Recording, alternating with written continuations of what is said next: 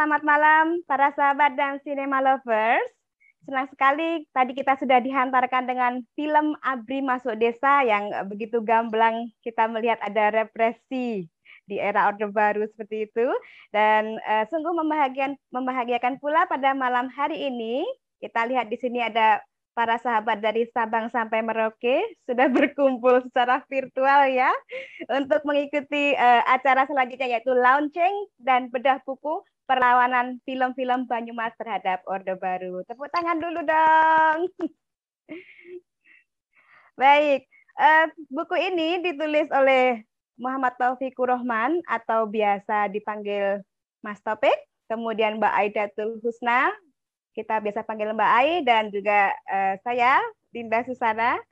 Dan buku ini lahir dari penelitian panjang kami tentang film-film Banyumas.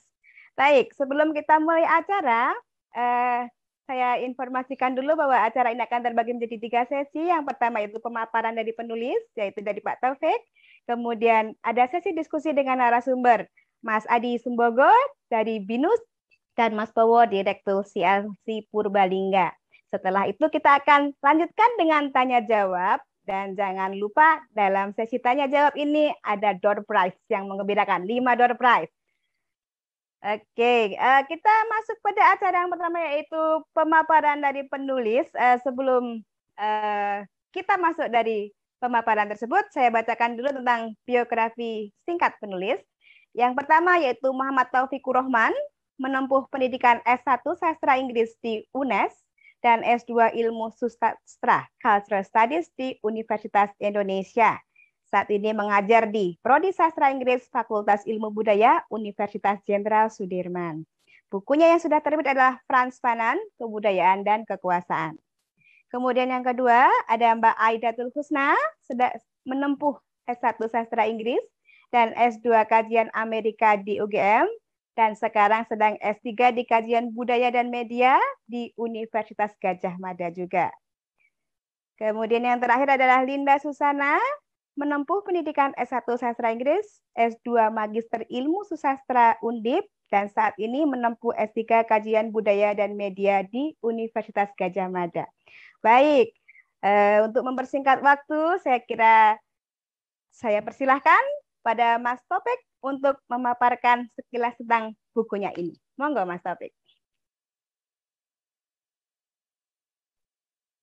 Baik, terima kasih Mbak Lin. Assalamualaikum warahmatullahi wabarakatuh. Selamat pagi, selamat malam, maaf. Selamat malam, salam sejahtera untuk kita semua. Yang pertama-tama saya di sini mewakili ya. Ini mewakili Mbak Aida dan Mbak Linda, tapi nanti Mbak Aida dan Mbak Linda mungkin bisa ikut menyampaikan atau menjawab nanti jika ada pertanyaan atau komentar ya. Yang pertama saya ingin menyampaikan terima kasih gitu, kepada FFP 2021 yang jodoh ini. Jadi saya waktu ditanya dari Ombak itu bagaimana mau di launching kapan momentumnya, saya bilang saya nggak punya momentum gitu. Terus kebetulan Mas Bowo dan teman-teman mengundang untuk dijadikan satu mata acara di FFP ya, itu berarti jodoh gitu antara kami penerbit dan juga FFP. Kebetulan di sini juga hadir editor buku ini, Mbak Kartika, tadi menyampaikan sudah masuk di sini. Gitu. Mungkin Mbak Kartika juga nanti boleh bergabung jika berkenan. Selanjutnya kami menyampaikan terima kasih kepada terutama ya untuk melakukan riset ini, terutama kepada Jaringan Kerja Film Purbalingga, khususnya kepada teman-teman CLC, Mas Bowo, dan semuanya, teman-teman di CLC yang selama mungkin sejak tahun 2016 ya, selalu terbuka, kami repoti gitu. Terutama markasnya selalu terbuka untuk kami inepi itu. Jadi apa namanya, film ini bagi kami sendiri adalah buah persahabatan ya, buah persahabatan, sehingga sebenarnya tidak ada pretensi dari kami untuk apa namanya, menguasai dalam tanda kutip gitu ya, menguasai subjek penelitian kami, tapi lebih sebagai satu mitra yang sejajar gitu ya. Jadi saya sangat sering sekali berdiskusi dengan Mas Bowo dan teman-teman, juga bahkan pada saat drafting ya, drafting tulisan ini juga saya juga mintakan komentar, masukan, dan bahkan juga ada beberapa revisi gitu ya di dalam nama-nama gitu ya, untuk memperjelas gitu ya. Artinya posisi ini juga mungkin satu hal yang harus kami selalu sadari, bahwa posisi peneliti dan subjek yang diteliti itu bukanlah posisi yang menguasai gitu ya, posisi yang dominan, tetapi posisi yang setara. Nah, selain kepada teman-teman CLC, kami juga berterima kasih kepada semua informan di dalam penelitian ini. Yang paling awal terkait dengan film Banyumas, misalnya ada Mas Dimas Jayasrana yang kami wawancarai termasuk pada masa-masa sangat awal ya. Lalu kemudian ada Mbak Nisyatun yang juga generasi penerus setelah Mas Bowo gitu ya. Lalu kemudian ada Mas Teguh Trianton, satu pengamat film Banyumas yang sangat dekat, karena juri film dari mungkin sejak awal ya, Mas Bowo, ya. Dari sejak awal adanya FFP sampai hari ini. Dan teman-teman yang lain semuanya yang tidak mungkin saya sebutkan satu persatu, kami menyampaikan terima kasih yang sangat-sangat mendalam gitu, bahwa tanpa bantuan teman-teman semua tentu tidak mungkin lahir buku ini. Selanjutnya buku ini lahir karena kegelisahan kami melihat bahwa pasca reformasi 98 ya, ternyata tidak memberi perubahan yang cukup berarti dalam kehidupan kita berbangsa. Nah, dalam amatan kami, salah satu persoalan mendasar yang masih menjadi momok gitu ya, itu adalah warisan Orde Baru yang bernama ideologi developmentalisme atau pembangunanisme itu. Nah, pada masa kami memikirkan hal itu, bertemulah kami dengan teman-teman, bertemu dengan film ya, terutama bertemu dengan film Banyumas pada umumnya, dan terutama memang film-film yang kemudian diproduksi oleh CLC Purbalingga dan pelajar-pelajar di Banyumas Raya yang mengusung tema-tema yang menurut amatan kami melawan warisan developmentalisme Orde Baru itu. Nah, dari situlah sebenarnya kemudian muncul keinginan untuk melakukan riset, terutama riset-riset yang tidak hanya tekstual film begitu, tetapi juga melakukan riset-riset etnografis gitu ya. Jadi ya pada dasarnya memang senang dolan gitu. Jadi sambil nonton layar tanjlep gitu ya, ke Cilacap, ke mana-mana ikut teman-teman lah gitu. Atau kalau lagi suntuk di Purwokerto, pengen ngobrol-ngobrol, nginep di markas LC gitu ya. Itu akhirnya ya sudah, akhirnya riset-riset ini tidak hanya tekstual, tetapi juga dengan wawancara ya, etnografi, wawancara mendalam dengan banyak filmmaker gitu.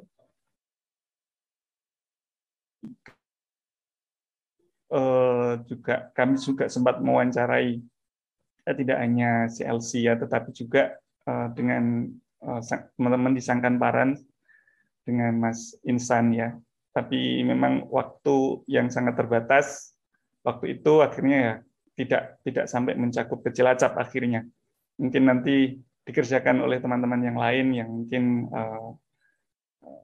apa namanya punya waktu yang lebih panjang gitu. Jadi itu sebenarnya yang kemudian membuat kami merasa oh ini perlu untuk diangkat gitu karena di tengah arus developmentalisme yang tidak juga kunjung selesai setelah Orde Baru itu, film-film Banyumas ini seperti ingin melawan arus gitu.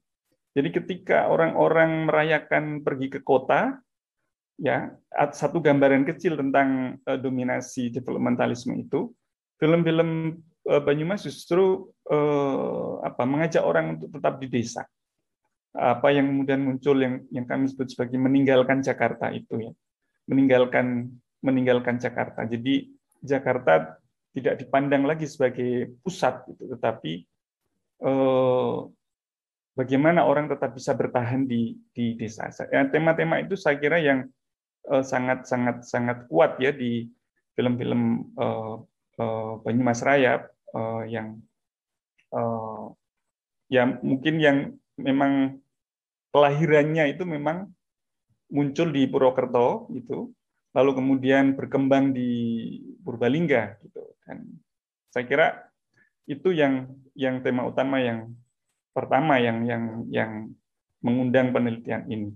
Yang kedua adalah dalam proses perkembangan kami mengamati ya berinteraksi dengan teman-teman film Purbalingga.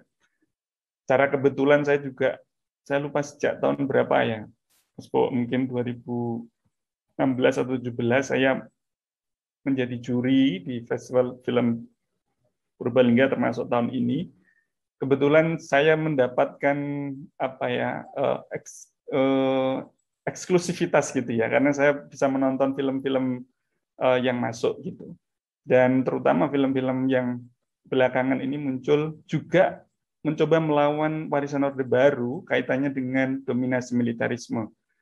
Nah, itu muncul dalam dua tema ya. Yang pertama adalah kritik terhadap historiografi Orde Baru, militerisme Orde Baru yang pada peristiwa tragedi 1965, itu cukup banyak film-film yang muncul dan juga berprestasi di kancah nasional. Dan yang kedua adalah film-film yang mengkritik dominasi militer pada masa Orde Baru, misalnya dalam film Abri Masuk Desa ini. Jadi itu yang kemudian, saya kira ini bisa untuk kami garap gitu ya. Nah, saya kira itu yang untuk mengantar dan kemudian penelitian ini tidak mengcover seluruh film Banyumas, tetapi hanya 14 film ya. 14 film dengan dua tema besar tadi. Yang pertama adalah anti-developmentalisme, lalu yang kedua adalah film-film yang menggarap tema anti-militerisme ala Orde Baru itu. Jadi saya kira itu, dan mungkin nanti waktu yang lebih panjang akan kami monggo kepada Mas Adi yang saat ini sedang menulis disertasi tentang film Banyumas di UI. Saya senang sekali ketemu Mas Adi beberapa waktu yang mungkin 2 atau 3 tahun yang lalu ya Mas Adi di Purbalingga, ketika beliau melakukan field research gitu ya, berhari-hari di Purbalingga, dan beberapa kali sempat makan durian di pojokan sana ya Mas. Gitu. Nah, saya kira Mas Adi sangat tepat karena beliau sekarang sedang mendalami film Banyumas sebagai satu subjek disertasi, suatu posisi yang sangat terhormat saya kira dalam kajian perfilman ya. Artinya film Purbalingga ini atau film Banyumas pada umumnya diperhatikan oleh masyarakat akademik, dan saya berharap Mas Adi bisa memberikan masukan kepada kami sehingga kami juga bisa mendapatkan feedback gitu ya, masukan yang untuk perbaikan barangkali seperti itu. Dan kepada Mas Bowo juga mungkin nanti bisa memberikan apa namanya ya, sebenarnya Mas Bowo juga ikut menulis di dalam buku ini, kami minta untuk menulis epilog gitu ya. Tapi mungkin nanti bisa menyampaikan di sini sekali lagi. Monggo. Saya kira itu dari kami, mungkin dari Mbak Aida, ada yang mau ditambahkan? Atau Mbak Linda sendiri. Jadi Mbak Linda ini karena beliau apa namanya pinter berbicara di depan publik ya, sudah sekalian penulis, sekalian yang ngatur acara gitulah gitu. Monggo, saya kira dari saya sudah cukup. Terima kasih. Assalamualaikum warahmatullahi wabarakatuh. Udah deh. Halo, bisa ya? Oke, sedikit mungkin menambahkan, tapi sebenarnya sudah semua diungkapkan dari Pak Taufik ya. Mungkin sebelumnya saya mau ngucapin terima kasih buat Mas Bowo dan juga teman-teman di CLC. Jujur ini film Purbalingga itu buat saya sangat baru. Kalau nggak Pak Taufik yang ngasih tahu ini ada film-film seperti ini, karena biasanya saya nontonnya Marvel ya, jadi agak kaget juga sebenarnya, suruh apanya diapain gitu. Ketika saya pertama nonton, jujur awal-awal nonton itu saya agak bingung, ini ngomong apa ya, saya kurang paham bahasa ngapak awal-awalnya gitu. Tapi cuman yang menarik kalau dari saya pribadi sebenarnya lebih ke isunya. Isu-isunya itu sangat-sangat yang keseharian dan bahkan terkesan sangat ringan gitu loh. Tapi sebenarnya dari isu-isu keseharian itu ternyata banyak sekali kritik yang ingin disampaikan sebenarnya gitu. Kalau saya melihatnya seperti itu. Jadi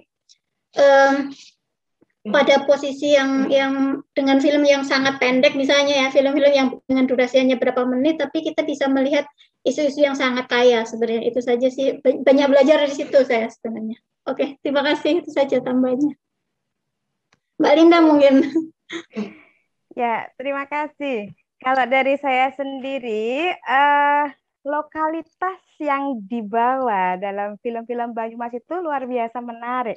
Jadi tidak hanya menggunakan bahasa Tanyongan ya atau bahasa Ngapak yang digunakan, tapi isu keseharian yang tadi seperti diceritakan Mbak Aida itu juga sangat menyentuh sekali. Tapi di balik itu sebenarnya bukan hal yang simpel.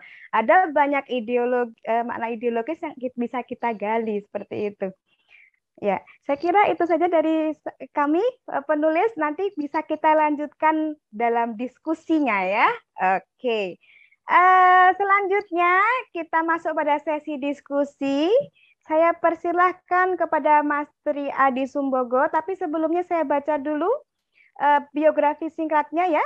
Mas Tri Adi Sumbogo lahir pada tahun 1983 di Magelang. Sehari-hari beraktivitas di Perkumpulan Amerta dan mengajar pada Departemen Ilmu Komunikasi di Binus University. Saat ini tengah menempuh studi doktoral di program Ilmu Komunikasi FISIP Universitas Indonesia. Sejak tahun 2018 melakukan penelitian untuk disertasinya tentang komunitas perfilman Banyumas Raya di Purbalingga, Cilacap, dan Kebumen. Mas Adi juga merupakan pegiat dari Asosiasi Kafein, yaitu pengkaji perfilman Indonesia. Cocok sekali nih ya Mas sebagai narasumber dalam sesi launching ini. Oke Mas Adi, monggo waktunya buat panjenengan. Ya, terima kasih Mbak Linda. Selamat malam teman-teman di mana-mana ini ya. Terima kasih atas undangannya. Saya merasa sangat terhormat pada malam hari ini diberi kesempatan untuk memberikan tanggapan ya. Saya sudah menerima bukunya, jadi begitu ada pengumuman saya dapat itu flyernya langsung saya pesan. Dan ini menarik sekali bukunya gitu ya. Nanti akan ada beberapa saya ulas.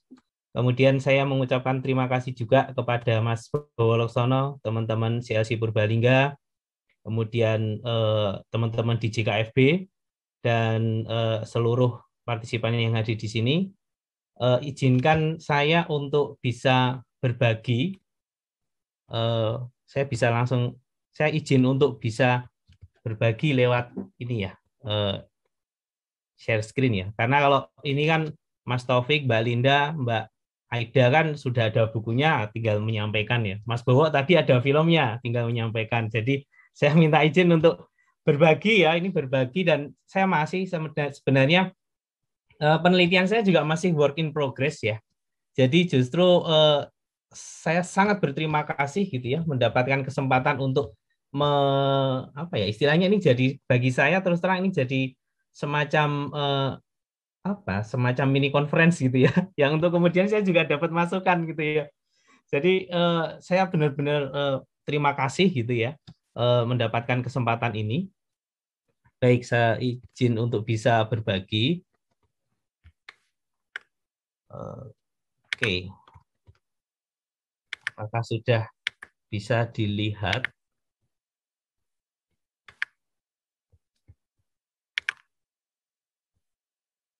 Sudah bisa dilihat ya?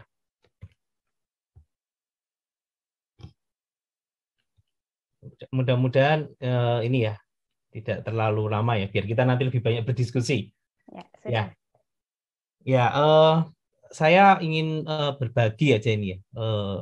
Saya menyampaikan gagasan atau hasil-hasil pengamatan saya ya tentang film Banyumas dan budaya sinema lokal gitu ya.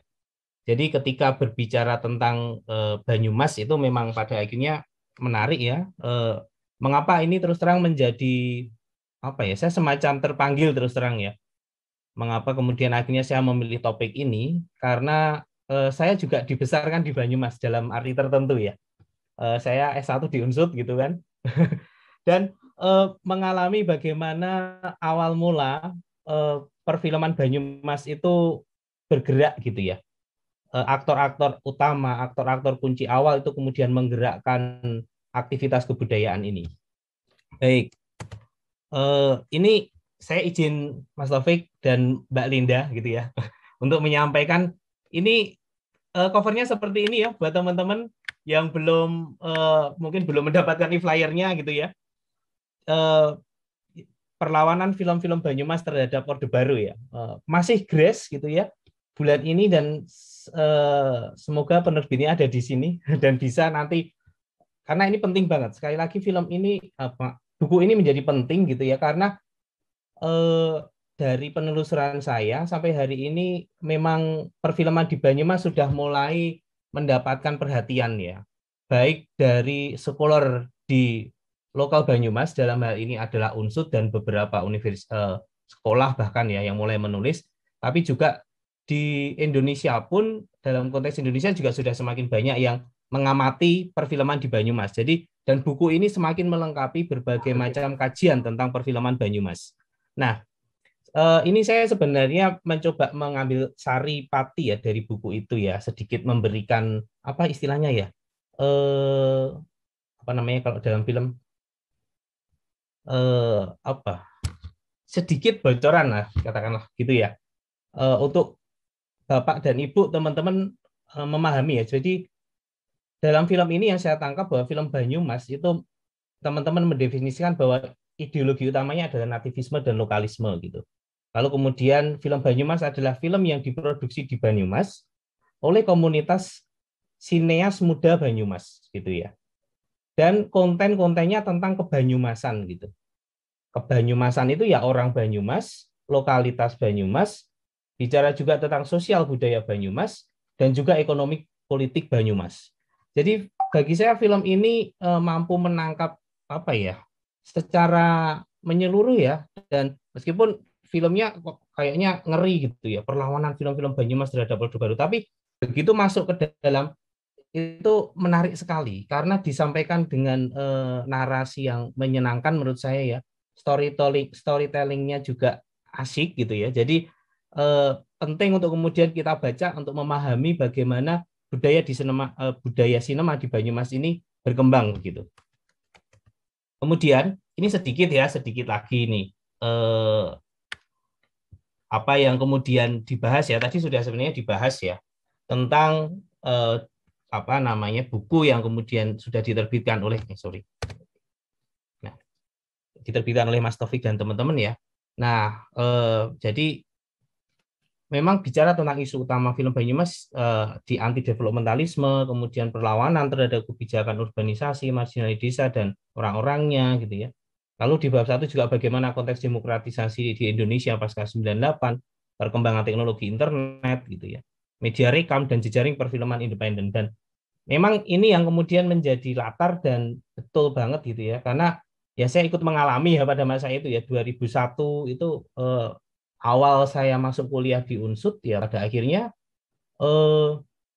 saya juga mulai mengenal kultur sinema, mengenal bagaimana perfilman lokal dan kemudian ikut terlibat ya menjadi bagian dari penonton, ikut beberapa kali produksi film-film awal gitu ya. Jadi ini konteksnya tepat sekali ya untuk menggambarkan bahwa pasca Orde Baru memang terjadi flowering ya, banyak sekali komunitas dan di Banyumas juga seperti itu. Lalu, nah yang menarik adalah ini ya. Jadi bagaimana aktor-aktor kunci perfilman Banyumas ya. Bab 2 itu membahas tentang Mas Dimas Jayasrana dan sangat detail gitu ya. Lalu kemudian bab 3 Mas Bowo Leksono sama juga menceritakan bagaimana Mas Bowo kemudian pada akhirnya memilih untuk kembali ke Purbalingga misalnya seperti itu ya. Lalu Mbak Misyatun gitu ya. Nah, ini menarik karena di 3 bab ini menurut saya sudah mulai terlihat atau membentuk pola produksi film gitu ya, bahwa ada proses interaktivitas antar generasi. Gitu. Lalu yang juga menjadi catatan adalah terkait dengan intertekstualitas film Banyumas yang di bab 3 dan bab 4 itu sudah kemudian mulai dibahas, ya, yaitu inspirasi Ahmad Tohari. Siapa di antara kita yang nggak kenal Pak Ahmad Tohari gitu ya. Jadi bab 3 di bab Mas Bowo Leksono ya, pembahasan dalam Mas Bowo Leksono dan Mbak Misyatun itu sudah mulai juga bicara tentang bahwa film-filmnya dipengaruhi oleh novel-novel atau bahkan cerpen dari Pak Ahmad Tohari. Nah ini penting ya bagaimana kemudian kita mengetahui perkembangan sinema Banyumas gitu ya, itu juga memang ada akarnya gitu ya. Ini nggak bisa dilepaskan dari akar kesusastraan Banyumas yang kemudian sudah dirintis oleh Pak Ahmad Tohari. Dan sama semangatnya adalah semangat tadi ya, ideologi nativisme, kemudian ideologi lokalisme ya. Lalu kemudian yang menarik juga bukan hanya filmnya. Nah, di buku ini menarik karena yang dibahas bukan hanya filmnya ya. Jadi juga membahas tentang penontonnya gitu. Bagaimana kemudian di masa Orde Baru kan ya hanya ada bioskop ya, nggak ada aktivitas menonton. Kalaupun ada, itu yang saya temukan adalah ketika saya mengikuti perjalanan FFP di desa-desa, itu ada yang kemudian orang teringat lagi ketika kemudian sosialisasi KB gitu ya. Jadi layar tancap di masa Orde Baru itu kan digunakan untuk sosialisasi KB. Dan itu kemudian mengingatkan memori warga desa ketika saya mengikuti waktu itu ada 18 titik gitu ya di 2019, tapi saya nggak sampai seluruhnya gitu ya. Itu luar biasa sih. Dan semoga segera pandemi segera usai sehingga layar tancap itu kembali bisa digulirkan ya, karena pengalaman menonton layar tancap bersama dengan warga desa itu pengalaman yang bagi saya sangat berkesan dan itu teman-teman suatu ketika perlu terlibat di situ ya. Nah, buku ini menarik karena adanya itu proses penciptaan budaya menonton film. Jadi proses penciptaan itu tidak hanya menciptakan film, tapi bahkan meng-create ya dalam bahasanya Mas Taufik dan teman-teman, menciptakan budaya menonton film dan termasuk juga menyampaikan profil penontonnya. Nah, ini juga penting untuk diketahui ya, karena apapun itu perfilman di Banyumas bukan hanya bicara produksi, tapi seluruh aspek perfilman itu terjadi di Banyumas, mulai dari produksi, lalu kemudian distribusi dan eksibisi teman-teman melakukan itu gitu. Jadi bagi saya ini kok komplit sekali gitu ya. Dan bagi saya ini kok jadi kayak semesta gitu ya. Semesta Banyumas Raya, perfilman Banyumas Raya itu jadi satu semesta yang kemudian ada bagian-bagiannya itu. Kalau Marvel katakanlah gitu ya. Kalau kita bicara industri Hollywood dan segala macam kan ada semestanya Marvel. Banyumas bagi saya ketika berbicara tentang film Banyumas ini juga semesta gitu ya. Itu. Lalu kemudian, nah yang menarik nih ya, sebenarnya ketika bicara tentang film Banyumas terhadap Orde Baru itu, pembahasan Mas Taufik itu di bab 6, 7, 8, 9, dan 10, itu sudah langsung semuanya bicara tentang narasi-narasi anti Orde Baru, bentuk anti urbanisasi, anti developmentalisme, potret kemiskinan dan perempuan desa, kritik sosial, budaya dan lingkungan, perlawanan terhadap militerisme, dan historiografi alternatif atas peristiwa 65. Dan ini penting banget menurut saya. Jadi pengamatan saya dalam 5 tahun dari tahun 2014 sampai 15 ini 19 ya pada waktu itu ya. Ini memang kuat sekali isu ini gitu ya. Jadi menguat nih tema-tema terkait dengan perlawanan terhadap militerisme dan juga historiografi alternatif. Nah, ini sedikit gambaran ya. Spoiler lah, ini spoiler ya. Nah, bagi saya ini ya, buku ini izin saya memberikan apresiasi ya. Buku ini mampu menerangkan gitu ya, teman-teman. Buku ini mampu menerangkan perlawanan pegiat perfilman independen Banyumas dari ranah ideologis. Jadi dari ideologis sampai kemudian turunannya adalah pemilihan tematik film hingga model produksi filmnya. Jadi mulai dari tataran gagasan sampai ke bagaimana eksekusi itu sebenarnya di buku ini sudah mulai menerangkan itu. Dan menurut saya penulis dengan jeli menunjukkan bagaimana film-film Banyumas mempersoalkan relasi antara desa dengan kota melalui pemilihan tokoh-tokoh ya, baik protagonis ataupun antagonis. Dan buku ini juga menunjukkan bahwa film bukan sekadar media komunikasi massa, namun juga instrumen untuk berpihak, ya, berpihak, terlibat dan melakukan advokasi sosial, ekonomi, politik dan budaya di lokal Banyumas.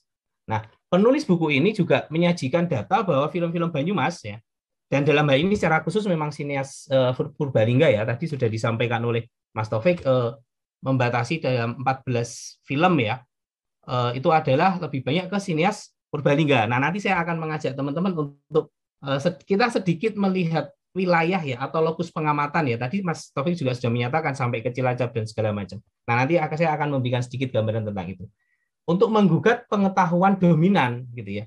Jadi yang digugat itu sebenarnya bukan Orde Baru sebagai pemerintah ya. Sebagai pemerintahan kan Orde Baru sudah tumbang 98. Tetapi sebagai pengetahuan dominan, sebagai knowledge gitu ya. Versi Orde Baru itu kan masih terus-menerus gitu ya. Termasuk sampai ke level kebijakan gitu. Orangnya mungkin sudah berganti, tetapi gagasan atau pemikiran itu yang ternyata masih ada dalam berbagai macam praksis-praksis sosial, ekonomi, politik, ya, kultur, itu masih ada. Lalu bagaimana kemudian dari data itu juga teman-teman penulis ini menunjukkan bahwa film-film Banyumas itu mengkonstruksi makna, ya, mengkonstruksi makna secara berbeda atas sejarah tragedi kemanusiaan tahun 65. Dan di sini ya, ketika saya bicara tentang keterlibatan dan keberpihakan, itu bukan hanya gini, yang saya amati ya, teman-teman di Purbalingga yang kemudian dan termasuk juga nanti pada akhirnya di komunitas yang lain ya, di Banyumas Raya, itu bukan hanya menyajikan subjek film gitu ya, tetapi juga bahkan sampai keterlibat. Ya, bahkan sampai ke keterlibatan gitu ya. Oke. Itu yang kemudian menjadi penting ya untuk kemudian kita ketahui gitu. Oke. Nah, teman-teman, satu catatan sebenarnya dalam buku ini menurut saya adalah konteks Banyumas ya. Jadi Banyumas itu sebenarnya ada di mana gitu ya. Banyumas itu ada di mana? Saya ingin menunjukkan di sini ada satu peta gitu ya. Oke, sebentar teman-teman, saya agak ada sedikit masalah dengan internet saya. Sebentar. Saya jadi langsung ketutupan semua ini. Oke, nah ini jadi kalau kita melihat ya teman-teman, Banyumas itu Jawa Tengah ya, dan Banyumas ini kan sebelumnya adalah eks-karisidenan. Ini adalah sebenarnya kenapa kita perlu memahami geopolitik gitu ya, karena film-filmnya itu kan muatannya sangat politis. Lalu bagaimana sih sebenarnya sejarah politik di Banyumas? Nah, dan Banyumas itu ada di mana gitu ya? Banyumas itu bahkan orang hari ini itu ketika berbicara tentang Banyumas itu membahas tentang bahkan sering keselip lidah Banyumas atau Banyuwangi gitu ya.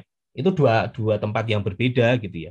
Banyuwangi ada di Jawa Timur, sementara ketika berbicara tentang Banyumas itu ada di Jawa Tengah ya. Secara geografis ada di Jawa Tengah, tepatnya adalah di Jawa Tengah bagian barat selatan gitu ya. Jadi Jawa Tengah bagian barat dan selatan. Kultur atau subkultur Banyumas itu ya ada daerah pegunungan, tapi juga ada daerah di pesisir gitu ya. Termasuk beberapa film yang kemudian membahas tentang perlawanan terhadap militer itu juga bicara tentang perlawanan di daerah pesisir gitu ya, militer di daerah pesisir gitu. Jadi ini mengapa kita perlu pahami, saya kira karena subkultur ini yang sebelumnya gitu ya, kalau dulu subkultur Banyumas itu mana aja sih? Ya 4 kabupaten ya. Jadi ada di Purbalingga, Banyumas sendiri sebagai kabupaten, Cilacap dan Banjarnegara gitu ya. Nah, yang menarik adalah perfilman Banyumas hari ini tidak hanya di Eks-Karisidenan Banyumas, tetapi kemudian bicara tentang subkultur Banyumas. Subkultur Banyumas itu plus mana? Ya, plus Kebumen ya. Kalau bicara tentang sejarah politik lokal, Kebumen ini kan sebenarnya di luar Eks-Karisidenan Banyumas.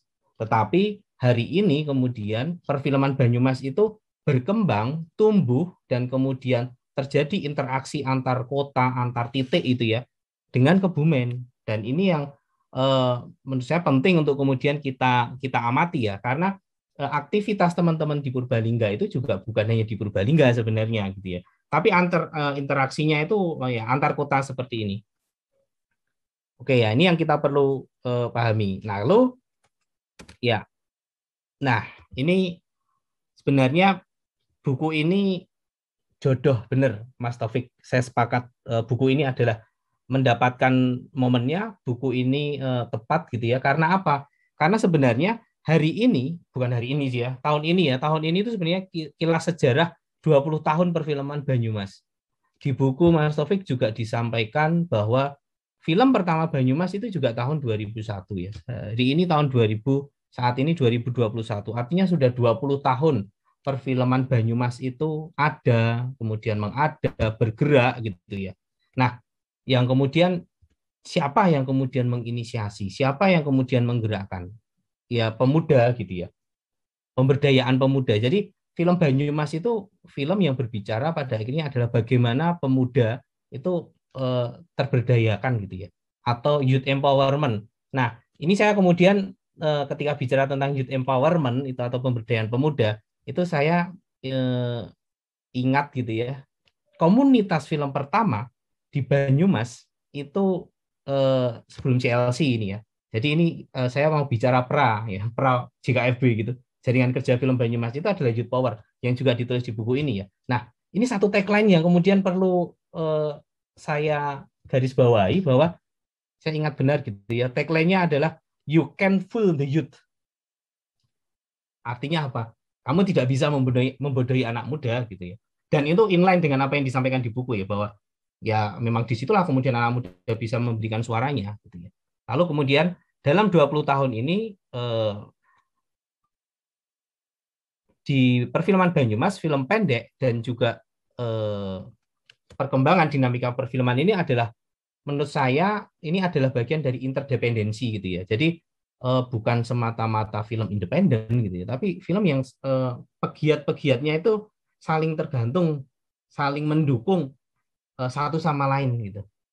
Jadi kerasa sekali ya, saya pernah mengalami gitu ya. Lalu kemudian setelah sekian tahun saya tidak memiliki interaksi dengan teman-teman, saya kembali semangatnya masih tetap sama.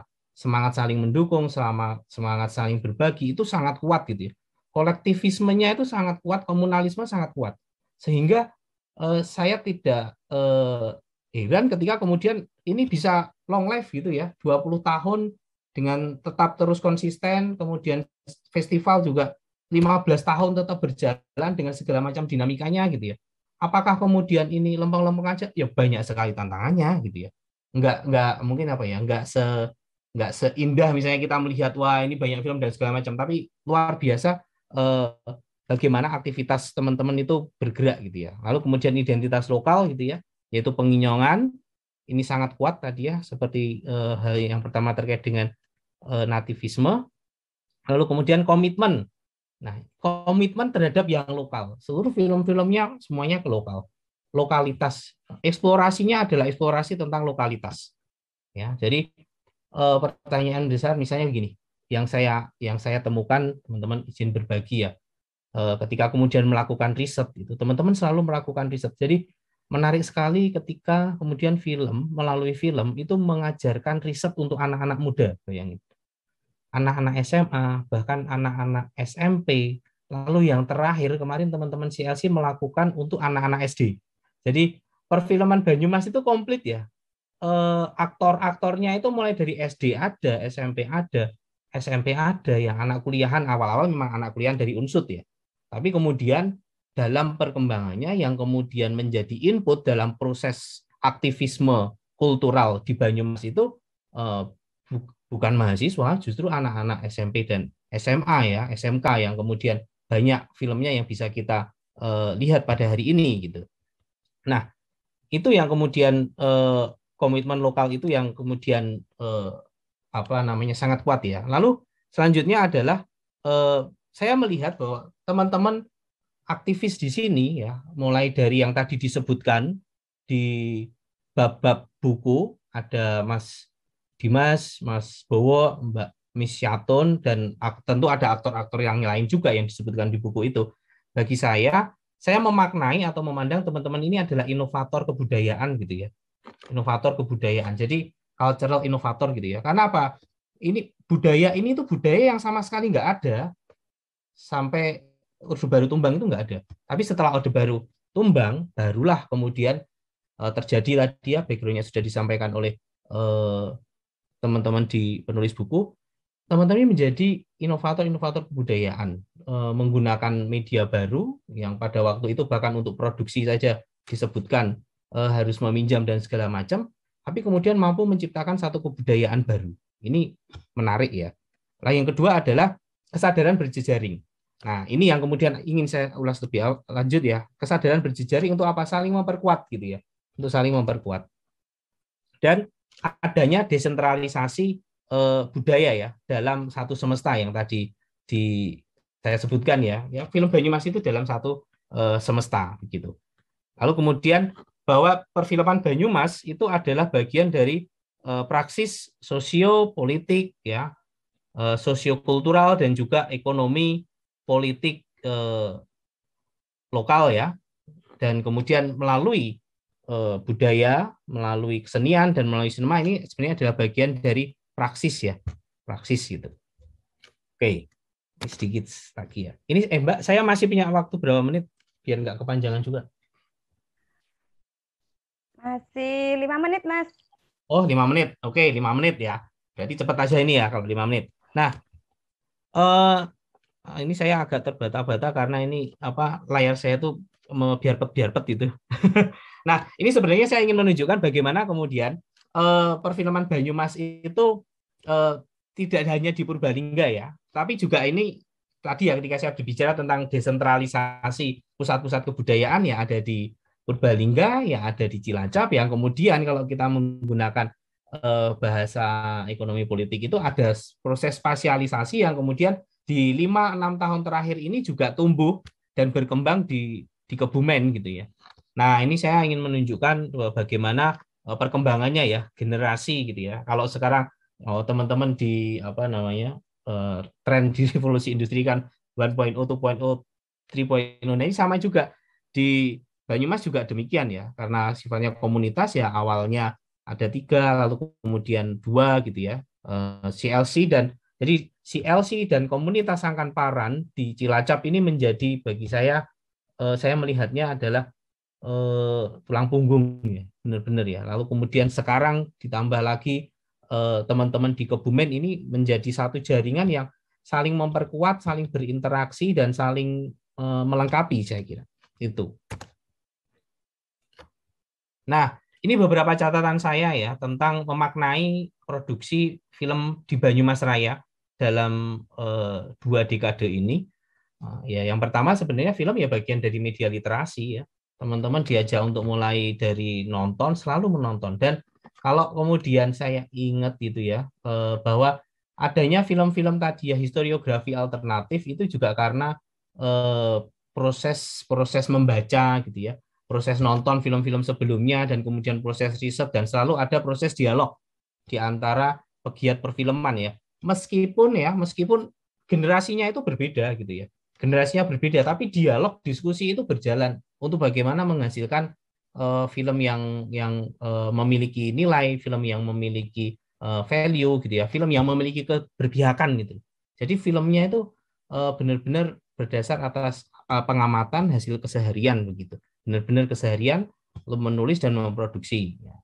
Lalu kemudian, dan ini sebenarnya saya meminjam pendekatan dari ini ya, Paulo Freire ya, seorang pendidik dari Brasil yang kemudian bahwa pendidikan itu kan membebaskan ya. Jadi bahwa sebenarnya dengan film pun itu kan membebaskan, membuka pikiran anak-anak muda, bahwa dengan film kemudian mengubah banyak pandangan, banyak persepsi di produsernya. Sutradara film, dalam wawancara saya juga, itu juga kemudian banyak mengalami perubahan pandangan, perubahan sikap terhadap subjek, terhadap fenomena itu karena produksi film gitu. Lalu kemudian ini ya intergenerasional dan juga yang utama gitu ya, yang perlu dilihat ya value-nya ya empati dan peduli ya. Sangat dasar, value sangat dasar yang kemudian itu hidup dan dihidupi gitu ya. Hidup dan dihidupi oleh teman-teman aktivis atau pegiat perfilman di Banyumas. Lalu kemudian kalau saya juga melihat film Banyumas itu adalah ya film for cinema atau film for film dan juga film for society. Nah, film for film ya memperkaya kajian dan praksis tentang sinema. Lalu kemudian yang kedua adanya proses perubahan sosial. Di sini adalah dalam bentuk sosiokultural praksis ya.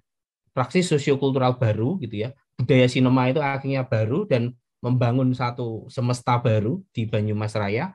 Lalu kemudian yang terakhir adalah kampanye. Nah, ini yang kemudian film itu untuk society, melakukan kampanye. Di film yang diulas oleh Mas Taufik gitu ya, Banjaran Menolak Sampah, itu jelas banget. Itu kampanyenya jelas, keterlibatannya jelas, dan keberpihakannya jelas. Nah, kalau ini festival ya, festival juga sama juga ya. Tadi ya ketika bicara tentang penonton ya tidak pernah bisa terlepas dari Festival Film Purbalingga yang sudah ke-15 ini. Dan festival ini aktivisme ya, semangat aktivisme dan eksibisi alternatif ya. Semangat do it yourself itu sangat kuat. Ini khas sekali untuk aktivisme gitu ya. Lalu kemudian festival film yang kolaboratif dan kemudian festival film yang menjadi inspirasi bagi gerakan di desa gitu ya. Jadi ketika saya ketemu dengan kepala desa, ketika saya ketemu dengan pemuda desa gitu, teman-teman itu menjadi terinspirasi loh dengan adanya FFP. Karena oh iya, ternyata kita punya ini ya, apa namanya, cultural asset yang bisa dikembangkan ya. Ada kesadaran baru dengan apa? Dengan menonton film. Dan mereka adalah kolaborator. Di titik ini saya membangun argumen bahwa Festival Film Purbalingga sekarang kemudian tidak lagi menjadi milik tidak lagi hanya sekedar FKF, JKFB ya, tetapi menjadi milik masyarakat Banyumas Raya. Jadi semuanya memiliki, semuanya berkontribusi. Nah, ini yang kemudian menarik ya. Dan setiap tahun bayangkan sampai sebelum pandemi itu minimal itu ada 18 titik yang kemudian terjadi kolaborasi seperti itu. Lalu kemudian ya ini melting pot ya, ketemu, saling bertegur sapa, saling memperkuat gitu ya, dan juga lokalisme ya. Nah, jargonnya apa? Nah, ini bukan jargon sini, tapi ini memang semangat ya, tagline ya, tancapkan layar ya, tancapkan layar, kembangkan semangat cinta film lokal. Nah, ini juga menunjukkan betapa teman-teman mau mengajak ke lokalitas yang memperkuat lokalitas.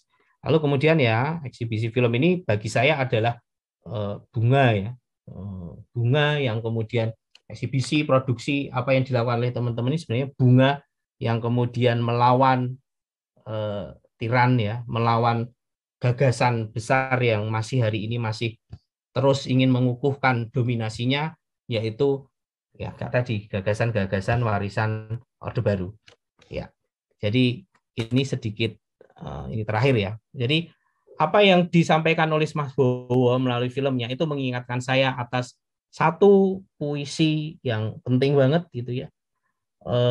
Bunga dan Tembok ini juga saya kira intertekstualitas dari teks-teks film yang ada di Banyumas Raya gitu ya. Bagaimana kemudian masyarakat ya dengan segala macam cipta rasa dan karsanya itu mengembangkan satu kultur baru untuk melawan ideologi dominan, melawan gagasan-gagasan yang hegemonik gitu ya. bukan melalui kekerasan, tetapi kalau di masa-masa reformasi itu kan kita mengenal ada ANV ya, Active Non-Violence. Ya disinilah teman-teman bergerak. Silakan, ini karena saya nggak bisa membaca gitu ya. Ini layar saya itu biarpet. Silakan teman-teman membaca.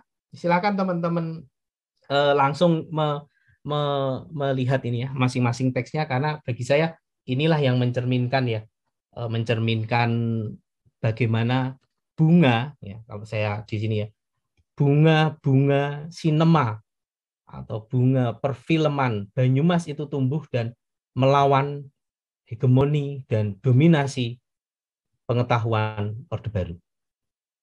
Terima kasih. Matur nuwun, maaf bila terlalu panjang atau ada yang kurang berkenan. Terima kasih, saya serahkan kepada moderator. Matur nuwun. Terima kasih Mas Adi, luar biasa sekali kita mendapat banyak insight view ya, banyak sekali pengetahuan baru juga tadi yang perlu digarisbawahi dari Mas Adi tadi, bahwa buku ini yang berdasarkan riset tentang film tadi, film Banyumas juga menggugat Orde Baru, bukan Orde Barunya, tapi Orde Baru sebagai pengetahuan dominan, begitu ya Mas ya? Ya, oke. Ya, di sini kita lihat bagaimana relasi kuasa dipraktikkan. Nah, nanti arahnya ke Foucault ya, Mas. Aduh, berat. Baik, teman-teman. Selanjutnya kita masuk pada narasumber kedua. Wah, Pak Direktur CLC, Mas Bowo Leksono. Sebelum Mas Bowo, kita baca dulu untuk biografinya. Mas Bowo Leksono pertama membuat film pendek tahun 2004 berjudul Orang Buta dan Penuntunya. Dan film ini menjadi tonggak sejarah perfilman di Purbalingga. Berangkat dari gelanggang teater sejak 1994, mantan wartawan ini telah menelurkan puluhan film, fiksi, dan dokumenter. Berbagai ajang festival film pun diikuti dan beberapa di antaranya menyabet nominasi dan penghargaan. Bersama beberapa komunitas film di Purbalingga, pada 2006, alumni Fakultas Hukum Undip Semarang ini membentuk komunitas bersama bernama Cinema Lovers Community, CLC. Kita tahu sekarang dengan sebutan CLC ya. Komunitas ini semacam lembaga payung yang memfasilitasi kegiatan perfilman berbasis komunitas di Purbalingga dengan menyelenggarakan workshop film, produksi film, pemutaran film, database film, distribusi film, dan festival film. Luar biasa, lengkap sekali. Dalam komunitas ini, lelaki kelahiran 14 Mei 1976 bertindak sebagai direktur, termasuk sebagai direktur di Festival Film Purbalingga. Mulai 2007, CLC menggelar Parade Film Purbalingga atau PFP yang pada akhirnya menjadi event tahunan bernama Festival Film Purbalingga atau FFP hingga kini. Saat ini, sutradara yang juga Direktur Operasional Jaringan Kerja Film Banyumas, JKFD ini, berusaha rajin memproduksi film pendek dan dokumenter, serta membidani kelahiran generasi sinias muda pelajar di tanah kelahirannya, Purbalingga. Monggo Mas Bowo, waktu disilahkan. Ya, terima kasih. Selamat malam semuanya, para pembicara yang luar biasa malam hari ini. Terus teman-teman dimanapun berada, senang sekali malam ini bisa bertatap muka, meski secara virtual, tapi setidaknya memang momen Festival Film Purbalingga virtual ini jadi perjumpaannya bisa lebih luas, itu yang biasanya kami hanya terkungkung di Banyumas Raya, paling beberapa kawan-kawan luar kota saja yang memang merelakan untuk datang ke Purbalingga ya di momen festival ini. Ini sudah tahun kedua yang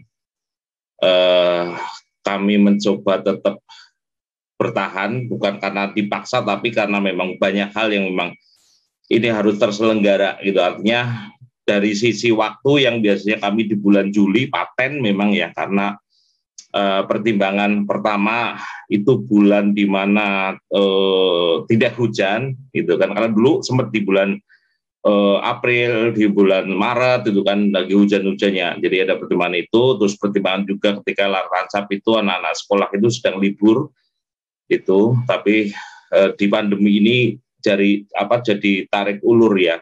Terus kemarin ketika sudah menetapkan di bulan Juli, akhirnya beberapa pertimbangan, tapi terus di lock ya di awal Agustus ya, kemarin kita lock untuk tetap di akhir Agustus, dan keputusan kami adalah total virtual gitu, karena tidak bisa seperti tahun lalu juga, masih sebagian.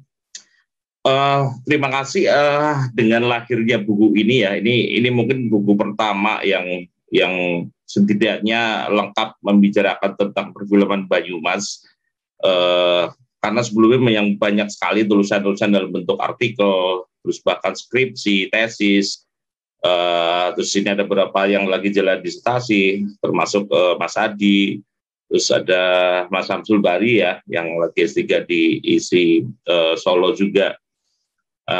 Kalau dari saya, dari kami, utamanya sih memang seringkali malah terkaget-kaget ya ketika membaca tulisan teman-teman gitu ya, artinya bahwa masa sih kami melakukan sebegitunya itu kan, jadi kami lebih karena tataran praktek gitu ya, tapi setidaknya memang banyak masukan sih, jadi ketika di tulisan-tulisan itu kami menganggap bahwa ini kritik, ya kemudian kami berembuk terus bagaimana ini kalau memang ini baik untuk dilanjutkan, bagaimana untuk dilanjutkan gitu kan, apalagi terkait dengan konten-konten film yang selama ini kami kerjakan ya, terutama untuk anak-anak muda, untuk anak-anak sekolah, yang memang itu jadi terus jadi PR besar gitu kan. Ya mungkin sih menurut kami memang tulisan-tulisan yang selama ini ada mungkin ya belum lengkap betul ya, karena memang setidaknya kami kan masih terus bergerak kan ya, dan pergerakan kami memang naik turun ya, ada masanya memang lagi luar biasa semangatnya, ada masanya memang lagi down gitu kan, tapi justru karena pergerakan itu kami jadi tetap berpikir untuk untuk jadi PR terus ya, untuk jadi sesuatu yang harus dikerjakan di kemudian hari gitu ya. Di dalam buku ini kan di beberapa memang saya melihat bahwa kesadaran bahwa dulu kami mengawali mendirikan komunitas, terutama untuk Purbalingga, itu membuat filmnya itu dengan konten-konten yang sekedar ini soal kebudayaan, ini soal kesenian, ini soal sesuatu yang harus ditangkap dan difilmkan gitu ya. Terus beberapa tahun berjalan, mungkin 4-5 tahun, ada kesadaran bahwa film ini medium loh, seperti halnya wartawan nulis, seperti halnya televisi menangkap itu kan. Terus kenapa sih kemudian tidak mendampingi masyarakat untuk ini jadi adalah masyarakat, mereka bisa berbicara gitu kan. Jadi karya-karya film yang kemudian bisa kami kerjakan adalah film-film yang mempunyai keberpihakan kepada masyarakat kecil, dan itu mencoba bertahan sampai sekarang gitu kan, di tengah teknologi audiovisual itu jadi luar biasa ya. Bagaimana nggak luar biasa saat ini model-model karya audiovisual kan bisa macam-macam ya. Yang terakhir tentunya semua orang tahu ya model TikTok gitu kan. Melihat perkembangan ya dari dulu awal kami, bagaimana saya terutama untuk memperkenalkan film ke anak SMA aja udah luar biasa itu. Jadi saya selalu ingat dan selalu saya ceritakan ke teman-teman ya, baik yang udah lama maupun masih baru, saya itu ditolak oleh saat itu waka kesiswaan ya di SMA kami, di SMA saya terutama, bahwa ketika saya coba memasukkan film ke SMA 1 Purbalingga, kemudian ditolak gitu loh. Diberondong berbagai pertanyaan yang bukan saya nggak bisa jawab, tapi malah bingung ya. Terus kenapa sih nggak bisa? Karena pihak sekolah semata-mata bahwa kalau tidak ada hubungannya dengan kegiatan akademis ya nggak bisa. Masa sih film nggak ada? Karena memang orang-orang di sini mungkin mengira bahwa ini tidak mungkin ada anak-anak muda, anak pelajar apalagi bisa belajar film gitu kan. Dan saya bisa membuktikan bahwa ini ada film yang kami kerjakan, ini anak muda, dan karena kami nggak mungkin mengajak mahasiswa karena saya itu di Purbalingga nggak ada kampus gitu kan, ya anak-anak SMA lah gitu kan. Ya akhirnya ada strategi pendekatan ke guru-guru untuk bisa medium film ini jadikan mereka untuk terhubung dengan pelajaran-pelajaran yang bisa sampai ke anak-anak sekolah gitu kan. Dan bayangkan saat ini, hari ini, semua orang udah bermain video gitu kan, bahkan anak kecil itu udah hampir tiap hari pasti menghasilkan video gitu kan. Nah, PR kami jadi semakin besar kan, bagaimana agar anak-anak muda ini bisa memanfaatkan video dengan baik gitu loh. Artinya kalau memang anak-anak muda sekarang itu mau protes, ya lewat film, lewat video itu yang harus dibikin. Nah, persoalannya kan kami PR lebih lanjutnya adalah bagaimana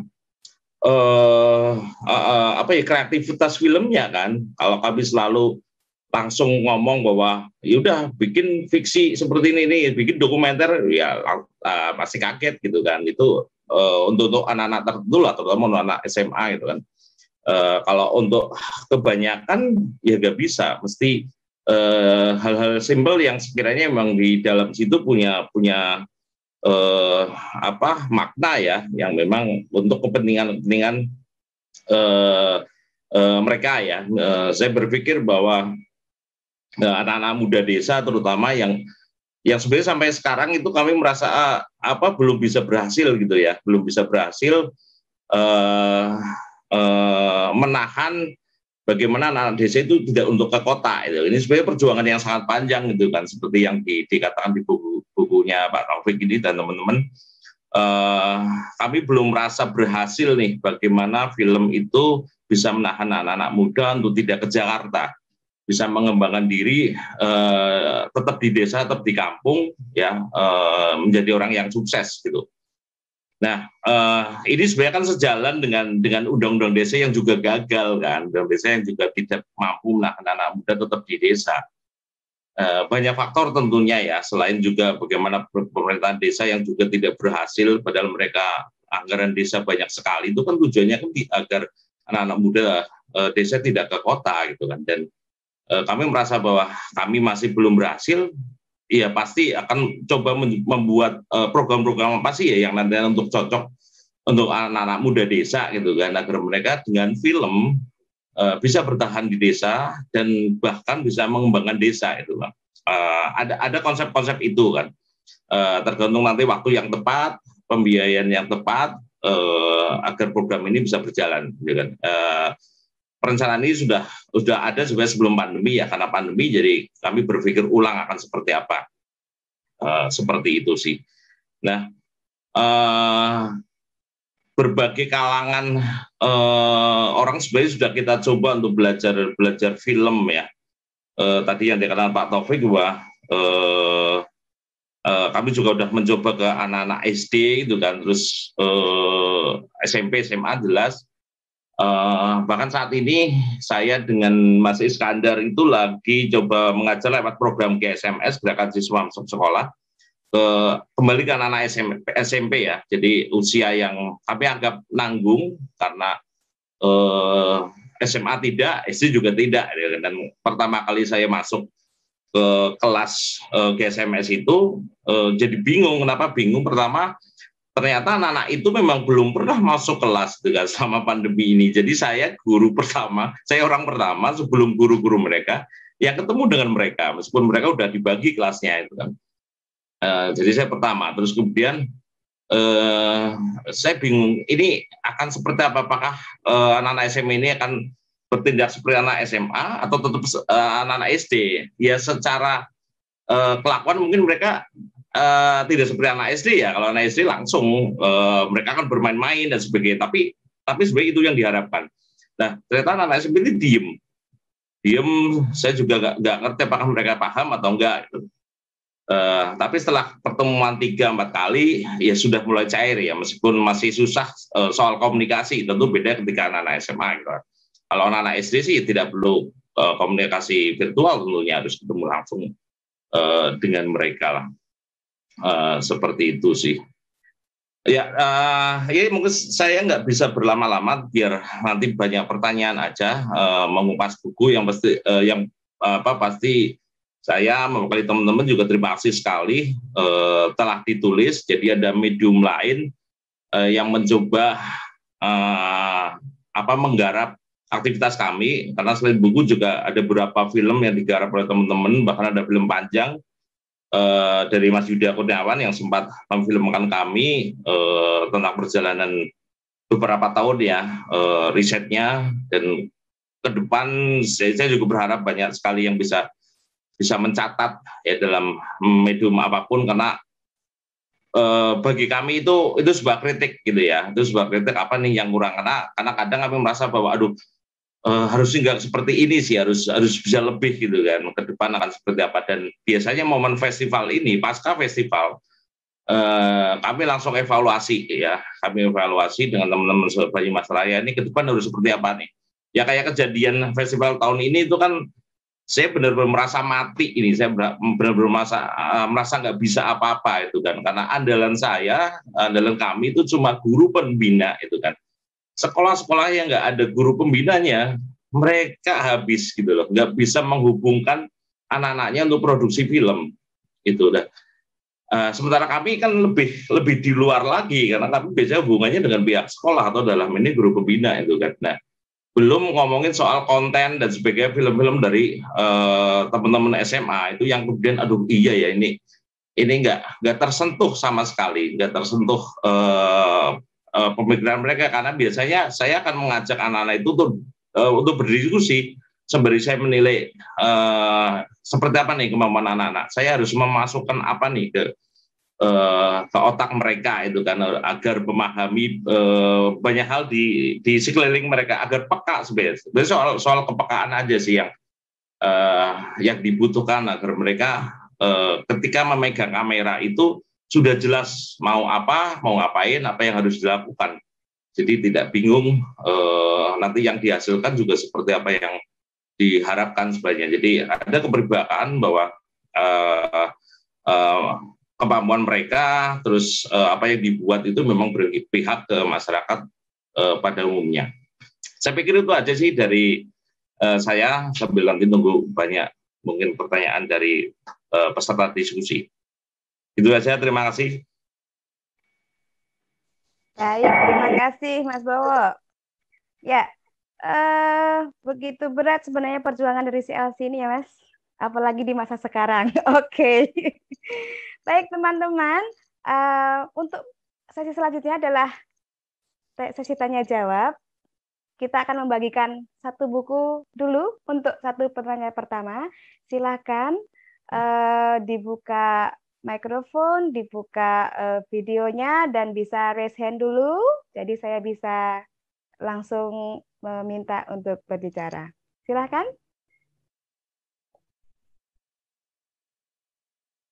Ada pertanyaan bisa ditujukan. Oh, oke. Mbak Koni Herawati, monggo, Mbak. Ya, selamat malam untuk semua. Malam.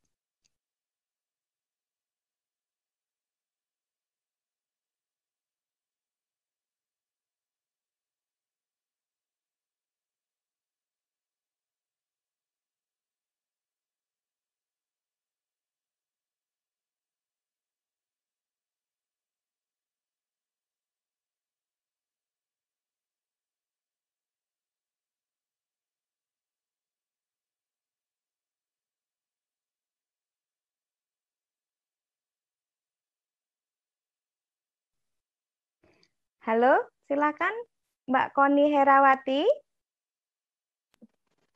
Ya. Ya. Saya kira dari panitia yang membuka. Oh, nggih, ya. Ya, kemarin kan panitia. Terima kasih, selamat untuk FFP yang tinggal 1 hari lagi, semuanya berjalan lancar. Untuk membahas tentang buku belum bisa ya, karena belum membaca. Cuman saya tertarik ini inisiatif dari Mas Bowo untuk mengajak siswa-siswa yang masih muda, belia, untuk diajarkan membuat film dokumenter ya. terutama tadi berbicara tentang Orde Baru, di mana Orde Baru banyak memutarbalikkan sejarah ya. Jadi ini sekaligus mengajak anak muda untuk kritis, untuk mulai mendokumen apa saja yang ada di sekitar kita, apa saja kejadian yang ada di sekitar kita. Mungkin belum dibahas dalam buku tentang FFP yang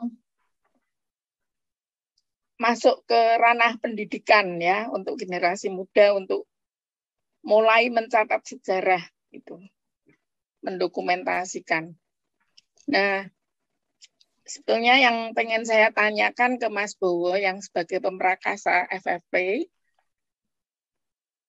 apa kedepannya yang ingin dilakukan lebih ke anak-anak ini? Karena tema-temanya sangat menarik yang saya ikuti di tahun ini. Hanya mungkin perlu kedalaman teknis, mungkin juga mulai dikenalkan ya, karena sudah ada bakat-bakat muda yang selalu ikut. Terus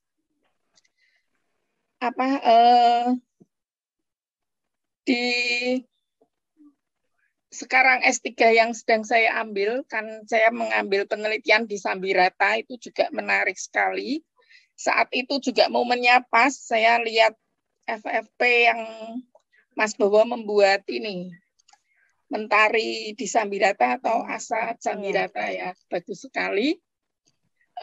Memang ada, kalau saya sebagai orang kota masuk ke desa itu, sangat banyak hal yang saya prihatinkan, terutama dalam pendidikan, ya.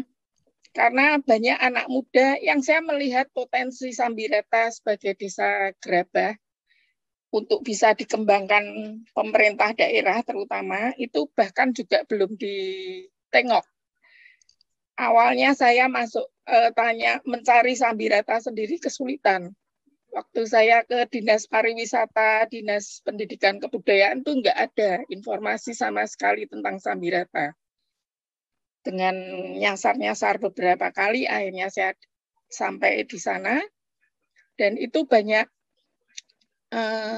potensi-potensi lokal yang sebetulnya bisa dikembangkan, terutama karena bidang saya keramik, jadi gerabah ini bisa dikembangkan.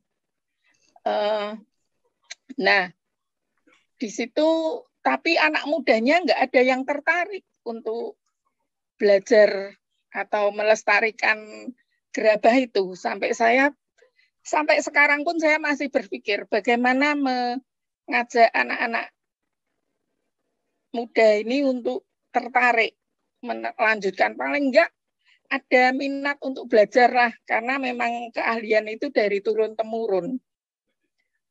Nah, mungkin melalui FFP ini bisa, saya sampai ini 17-an kemarin, saya sempat tinggal di sana, di desa, memberi ide waktu saya ditanya Pak Lurah maupun Sekdesnya untuk memberi ide apa acara 17-an di era pandemi ini. Saya bilang karena warga juga rindu untuk membuat acara, saya bilang gini, bikin aja lomba untuk anak-anak SD itu membuat gerabah. Jadi mau nggak mau kan mereka mau belajar gitu. Tapi ternyata juga nggak diadakan. Dari perangkat desanya belum peduli juga ke situ mungkin ya. Atau kepedulian itu juga harus ada proposal untuk dana-dana, pengajuan dana pengadaan itu. Nah, ini kan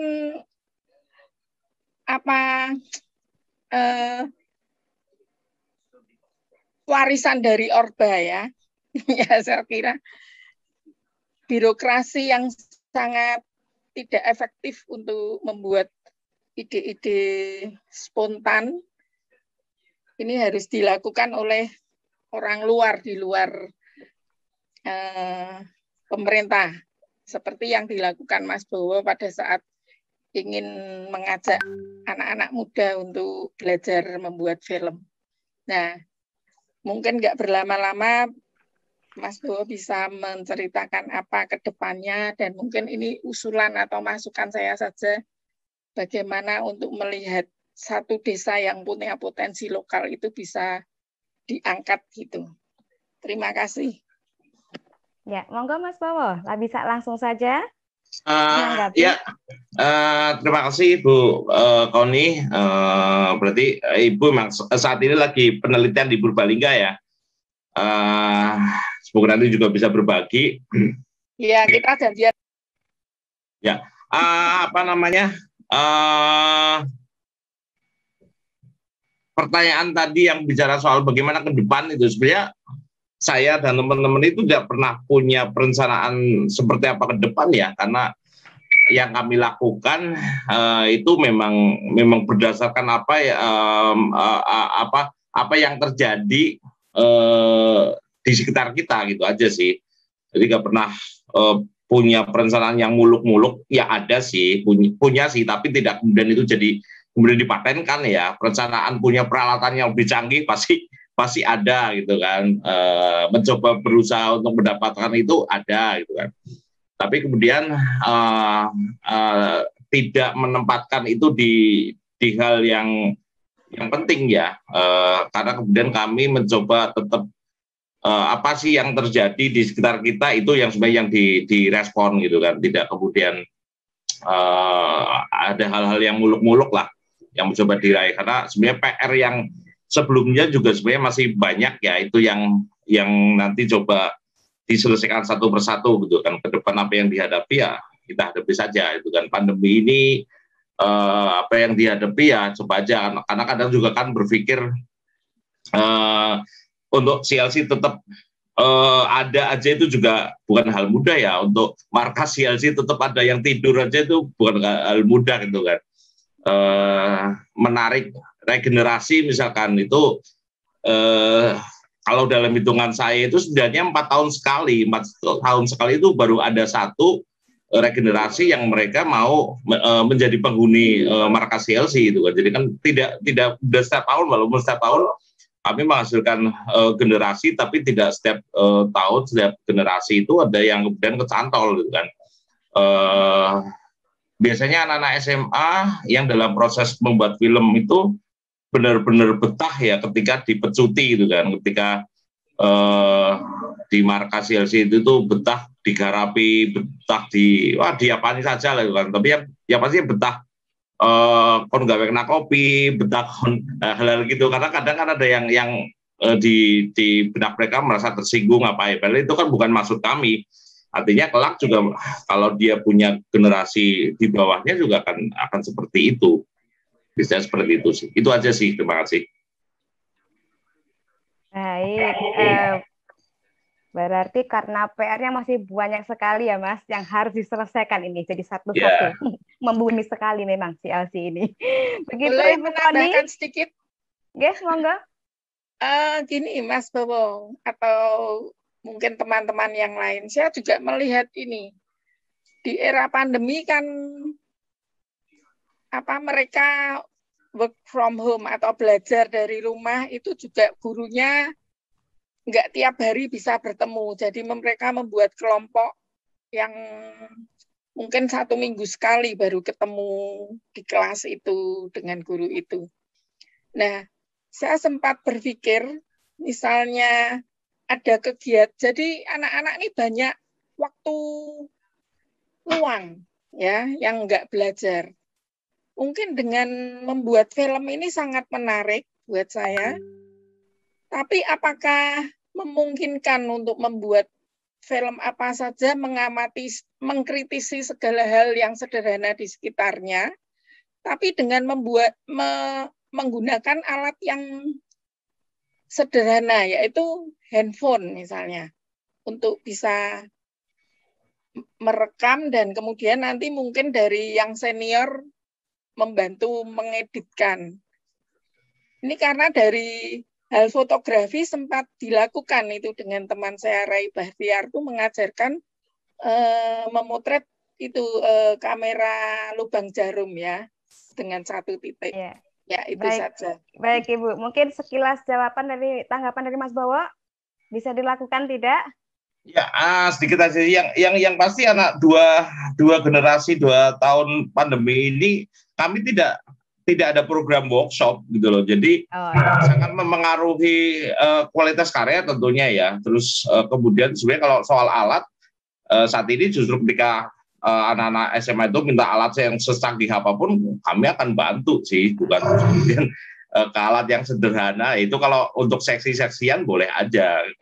Tapi kalau mereka dalam belajar alat itu punya keinginan yang lebih, malah kita siapin alat secanggih mungkin bisa gitu sih. Baik, terima kasih Mas Bowo. Mungkin nanti bisa dilanjut dengan individual atau private WA ya Bu. Oke, selanjutnya saya ingatkan lagi teman-teman kalau ingin bertanya bisa langsung bertanya biar kita berinteraksi. Tadi ada Mas Zen ya. Silakan Mas Zen. Halo. Ya, oke, silakan. Ya, terima kasih Bu Linda. Halo Mas Bowo. Saya Zen dari Yogyakarta. Ya, yang saya mungkin hanya sedikit berkomentar saja terkait dengan fenomena CLC dan FFP ya. Ya, saya sepakat dengan Mas Bowo bahwa keterlibatan banyak filmmaker kayak Mas Yuda Kurniawan misalnya yang membuat film panjang terkait dengan sepak terjang CLC dan kemudian beberapa peneliti yang membuat penelitian di sana itu sebagai bagian dari arsip yang penting ya buat CLC. Termasuk saya juga dulu S2 saya penelitiannya di CLC. Waktu itu ketemu pertama kali sama Mas Bowo udah lama sekali karena dulu pertama ketemu bikin ngedit ini Mas ya, Si Buta dan Penuntunnya. Itu debut pertama Mas Bowo dan saya tidak menyangka Mas Bowo akan sehebat sekarang ini waktu itu. Jadi waktu itu kita ya sama-sama belajar. Waktu itu Mas Bowo membawa video 8 ya Mas ya dulu ya. Saya masih ingat masih teknologinya video 8. Kemudian kita ngedit di tempatnya Mas saya lupa tiba-tiba lupa. Terkait dengan tadi yang sudah dipaparkan oleh Mas Adi, saya merasakan bahwa isu yang dikembangkan di CLC dan FFP ini terus mengalami perubahan ya. Dari saya waktu dulu itu kalau saya melihat tesis saya buka lagi tadi. Oh ya, ternyata ada banyak perubahan, terutama terkait dengan dulu saya risetnya terkait dengan filmnya Mas Bowo Laksono, Veronica, kemudian Kain untuk Kakek ya kalau tidak salah. Kemudian satu lagi saya lupa. Ya itu menurut saya film yang satu hal yang menjadi kunci adalah masyarakat agraris gitu ya waktu itu. Jadi konteks masyarakat agraris itu kemudian saya wawancara dengan Mas Pak Ahmad Tohari, ternyata memang klop gitu ya. Ternyata memang pada konteksnya pada waktu itu adalah bagaimana membangun mengkonstruksi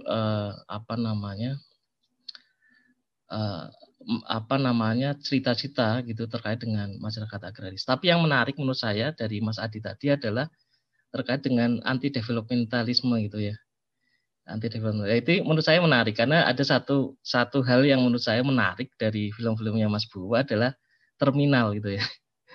Menurut saya terminal ini adalah bagian dari relasi antara kota dan desa gitu ya. Pada waktu itu. Walaupun sebenarnya setelah film Veronica, sequelnya Veronica terus muncul adanya toko dan sebagainya. Tapi sebelum itu sepertinya Mas Bowo lebih melibatkan konteks masyarakat desa, masyarakat agraris, dan jika dikaitkan dengan kota, Mas Bowo itu lebih banyak merepresentasikan, menyimpulkan dengan konteks terminal gitu ya.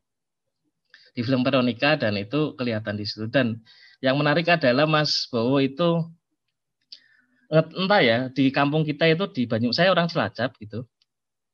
Cilacap, Cilacap, ya Banjarnegara, Purwokerto dan Purbalingga itu sangat dekat dengan bis Sinarjaya gitu ya. Jadi di sini yang membuat kemudian melihat bahwa bis itu mengarahnya ke Jakarta gitu. Hal seperti itu. Itu menurut saya menarik. Namun ke sini waktu kita ketemu lagi di Mas Bowo di Jagongan Media Raketa di Jogja gitu, CLC itu vendornya lumayan menarik gitu ya. Waktu itu terkait dengan ABRI Masuk Desa waktu itu ya Mas ya. Waktu itu saya belum paham maksudnya apa gitu. Ternyata setelah itu filmnya baru rilis gitu. Oh ada. Ternyata ini adalah bagian dari marketingnya Mas Bu kalau tidak salah waktu itu. Iya. Ya, tapi yang pasti ini yang terakhir terkait dengan ini hal yang mungkin menurut saya hal yang jarang didiskusikan terkait dengan CLC dan FFP, kalau saya diskusi dengan Mas Yuda Kurniawan dan beberapa teman yang lain adalah terkait dengan konsistensi gitu ya. Jadi yang membuat CLC dan FFP ini menjadi banyak diobrolkan di banyak filmmaker dan banyak akademisi adalah sebenarnya adalah konsistensi menurut saya. Di mana ada festival yang bisa sepanjang ini gitu. Itu yang pertama. FFI saja itu sempat vakum gitu ya, tidak konsisten gitu. Tapi FFP ini adalah festival indie gitu ya, festival yang independen, namun konsisten. Nah ini yang menurut saya tidak banyak ditemui banyak festival. Ada festival hilang, kemudian muncul lagi, ada yang lain dan sebagainya. Gitu. Ini yang menurut saya menjadi Mas Bowo menjadi hebat karena menurut saya ini karena konsistensi itu gitu ya. Apalagi saat kemudian membuat Layar Tanjlep itu. Saya ngobrol dengan Mas Yuda, wah Mas Yuda itu geleng-geleng kepala. Itu program gila menurut dia. Karena memang dahsyat sekali gitu ya. Dan itu tidak gampang bisa dilakukan oleh banyak orang. Mungkin itu saja dari saya. Saya menunggu banyak isu lagi Mas Bowo. Ini merupakan jalan panjang yang menurut saya nyaman disimak gitu ya, dari masalah budaya kemudian tentang Orde Baru dan sebagainya. Ini menurut saya arah isunya semakin menarik gitu. Ini gitu aja dari saya. Ya. Terima kasih Mas Zen. Mas Bowo ingin menanggapi atau ya? Sedikit aja sih. Mas Zen ini salah satu orang yang melintas sejarah perfilman di Banyumas Raya ya. Jadi dulu pertama film saya dan bingung mau ngedit di mana ketika ngomong ke Dimas Jasrana, di Jakarta lagi pada sibuk semua, terus kemudian diarahkan ke Jogja, diarahkan ke Mas Darwin Nugraha, terus saya sempat berpikir waktu itu loh, kenapa kok bukan Darwin sendiri yang mengerjakan itu kan? Ternyata dia punya pemikiran lain ya, yang kemudian saya tangkap setelahnya. Kenapa kemudian saya diminta untuk dieditkan sama Mas Zen gitu. Saat itu Mas Zen bilang bahwa aku juga lebih sinau burung teng amat, aduh mampus. Padahal shoot-shootku kan kacau kan, mungkin rampung atau enggak, tapi ternyata Darwin itu punya maksud bahwa orang Banyumas juga, kamu harus saling nyatu nih, harus saling kenal, harus saling terhubung gitu kan. Dan saya merasakan setelah itu gitu kan. Jadi bagaimana peran Mas Zen sebelum kemudian masih jadi dosen sampai sekarang itu kan banyak memberi masukan juga, terus ikut memantau kami juga ya seperti itu, sebenarnya hubungan kebutuhan kami seperti apa itu saling menyambung gitu ya. Kesadarannya saat ini bisa dirasakan. Itu aja sih. Baik, terima kasih Mas Bowo. Kita lanjut ke pertanyaan selanjutnya dari yang raise hand, ada Mbak Amira Aufa. Silakan Mbak Amira Aufa. Ya baik. Assalamualaikum, selamat malam. Saya mahasiswa yang sebenarnya juga masih awam tentang sejarah-sejarah film gini. Nah, tadi kan pertanyaan tentang komunitas gitu. Sebenarnya saya lebih pengen tahu ke sejarahnya ya. Saya juga belum baca bukunya, mungkin dijelaskan atau mungkin tidak, tapi tadi disebutkan kalau ini kan film-film yang disebutkan 14 film itu kan setelah Orde Baru ya. Film pertama juga yang pertama dibuat film Banyumas itu tahun 2001. Nah, yang saya mau tanyakan, barunya itu sudah ada ide-ide untuk membuat film gitu, dan apakah pernah dibuat gitu? Kalau misalnya di skala nasional gitu kan ada film yang sempat dilarang juga, judulnya Ateis tahun 74. Nah, itu kan berarti sudah ada apa ya, sudah dibuat dan dilarang. Kalau misalnya di Banyumas itu pernahkah ada yang kayak gitu? Atau mungkin bukan film perlawanan, atau mungkin tetap dibuat tapi bukan film-film perlawanan, mungkin film hiburan gitu. Bagaimana sih kayak suasana pelaku seni kreatif di era Orde Baru di Banyumas, Purbalingga gitu? Terima kasih. Baik, ditujukan ke Mas Bowo, Mbak? Iya, boleh. Atau Mas Oke. Taufik juga boleh. Ke Mas Ya. Taufik ya, oke. Oke, bisa ke Mas Taufik dulu ya. Silakan Mas Taufik. Ya, terima kasih Mbak Amira ya. Dan tadi terima kasih Mas Adi juga mengingatkan, oh ya betul, tahun ini 20 tahun nih. Saya sendiri, oh ya persis. Dan apa namanya, kalau bicara tentang pada masa Orde Baru, dalam catatan memang belum ada produksi film ya di Banyumas Raya, belum ada ya. Kalau film pertama yang terarsip di berbagai media dan juga di arsip CLC misalnya ya itu film Kepada Yang Terhormat itu karya Dimas Jaya Sranat tahun 2001 itu. Jadi kalau suasana, bagaimana suasananya yang ditanyakan tadi setelah Orde Baru ya, atau pada masa Orde Baru. Kalau sebelum Orde Baru tentu karena di sini tidak belum ada produksi, ya pasti belum ada yang dilarang juga kan gitu. Tapi kalau setelah Orde Baru, suasananya tentu sangat bebas ya. Dari sisi eksibisi misalnya itu terus relatif sangat bebas gitu. Jadi di kampus-kampus terutama pada awalnya itu menjadi satu momentum perayaan, karena sekali lagi konteksnya ini kan reformasi ya, tahun 2001 kita sedang hangat-hangatnya reformasi, masih hangat begitu ya reformasi, sehingga semua saluran itu masyarakat sipil termasuk di dalamnya para pemuda yang tadi disampaikan Mas Adi, ada komunitas Youth Power gitu yang mula-mula kemudian mulai melakukan eksibisi film-film yang mula-mula belum karya mereka sendiri, tetapi film-film dari luar, dari Amerika Latin, dari mana-mana ya, yang kemudian itu memantik proses kreatif mereka.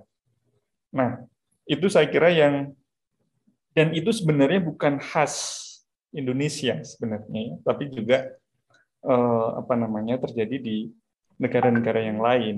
Dan bersamaan dengan itu ada faktor perkembangan teknologi komunikasi, teknologi informasi yang kemudian mempermudah gitu ya.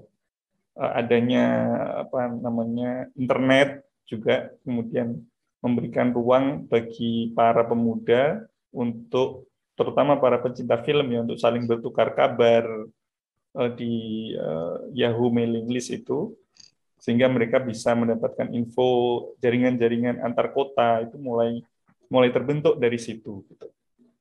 Nah, saya kira memang tidak ada satu faktor khusus terkait hanya Orde Baru gitu, tapi ada juga faktor-faktor pendukung lain gitu, teknologi yang makin berkembang sehingga itu mempercepat begitu ya proses produksi, atau tadi yang dikatakan Mas Adi inovasi kebudayaan tadi ya. Memang sesuatu yang belum pernah diciptakan di Banyumas sendiri, film itu gitu. Saya kira itu, kalau pada pengalaman masa Orde Baru mungkin Mas Bowo bisa nambahin sebagai pelaku sejarah. Monggo, Mas Bowo mungkin menambahkan. Mbak Lida, tadi pertanyaan spesifiknya apa? Agak grandet kayaknya tadi. Oh iya, mengenai film perlawanan tadi yang di era Orde Baru.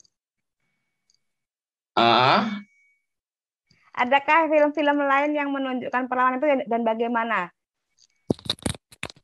Oke, ya. Ya, sebenarnya sempat saya singgung di presentasi saya tadi ya bahwa ya mungkin kami bukan perlawan ini kan bahasa akademis sebenarnya kan. Kalau saya bikin film ya bikin aja ya. Saya teman-teman bikin film bikin aja itu kan. Lebih ke persoalan bahwa kami punya media film gitu kan dan merasa bahwa ini kayaknya media massa pada umumnya tidak menyentuh deh gitu kan. Biasanya ada unsur itu juga. Kami mengawal gitu kayak misalkan Banjaran ya, sampah di Banjaran itu gitu kan film itu kan itu malah sebenarnya seringkali rata-rata justru malah muncul persoalan ini muncul dari pelajar ya. Jadi ketika pelajar riset membuat film oke, jadi terus kami melihat lagi ya kayaknya ini nggak selesai sampai di sini deh, harus dilanjutkan dan kemudian kami yang turun gitu kan, kami yang turun mencoba untuk mengubah sampai persoalan kebijakan gitu kan, karena kalau waktunya panjang nggak mungkin ini teman-teman pelajar yang terus mengawal gitu kan. Jadi kita memutuskan yaudah ya ini harus CLC yang turun gelanggang agar nanti ketemu hal-hal yang sifatnya adalah represif, kita udah siap gitu kan. Biasanya itu apa namanya ya hampir tiap tahun sebenarnya ada itu kan ya. Ini balik lagi karena persoalan pandemi aja, tapi kita mencoba bahwa setiap tahun itu ada persoalan-persoalan yang muncul dari pelajar, kemudian kami bisa menindaklanjuti. Jadi misalnya nutur sisa-sisa yang sebenarnya ini masih di belakangnya ini masih besar gitu kan. Terus bagaimana kami dengan media kamera itu bisa benar-benar mengawal masyarakat memperoleh haknya. Itu sih, Mbak. Oke, jadi ada proses di mana CLC kemudian harus turun begitu ya? Ya. Turun ya, oke. Begitu Mbak Amira, saya kira nanti bisa dilanjutkan lagi diskusinya karena waktu yang sangat terbatas. Oke, kita lanjut ke Mas Samsul Bari. Dari mana tadi? Jogja ya Mas ya? Ya, silakan. Ini di rumah banyak teman jadi ikut semuanya dengerin. Terima kasih Mas Bowo, lama nggak ketemu, Mas Adi.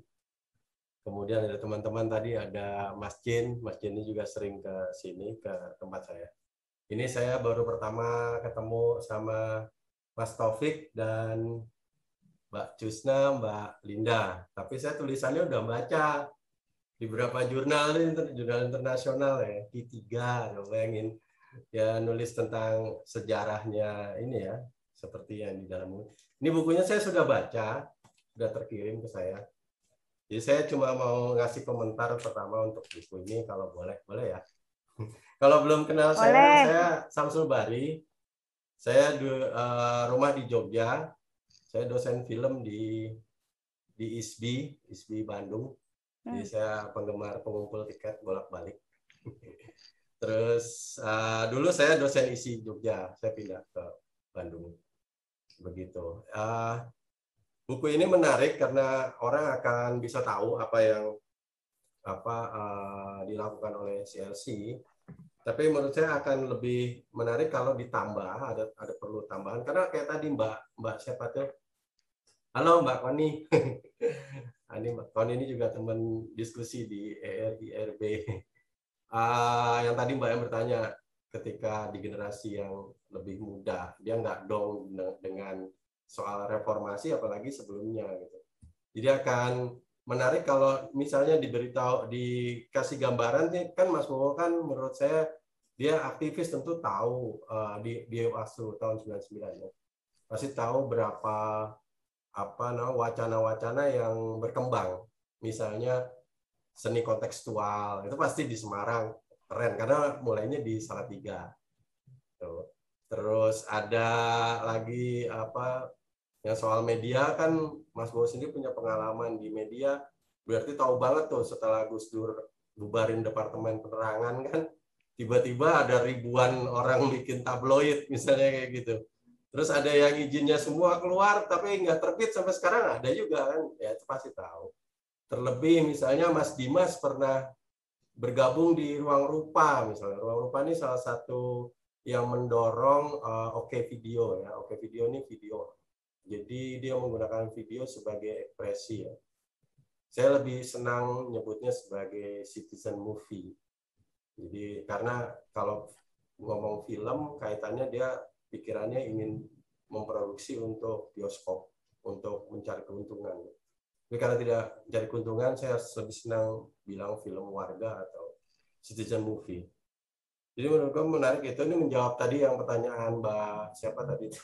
Sekalian biar jelas bahwa memang ada sebelumnya di bidang seni-seni yang lain yang memang melakukan hal yang sama, tapi nggak dengan cara Mas Bowo. Mas Bowo ini spesial nih, lain daripada yang lain ya.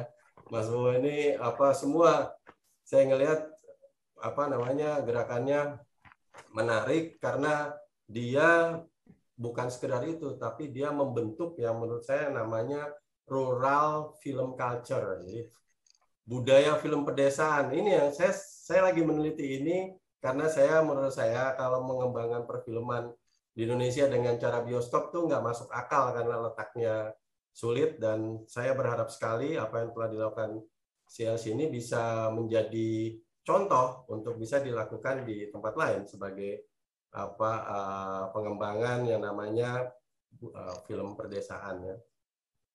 Jadi kalau dulu peneliti datang meneliti orang desa jadi objek, sekarang jadi subjek gitu kan, udah lain.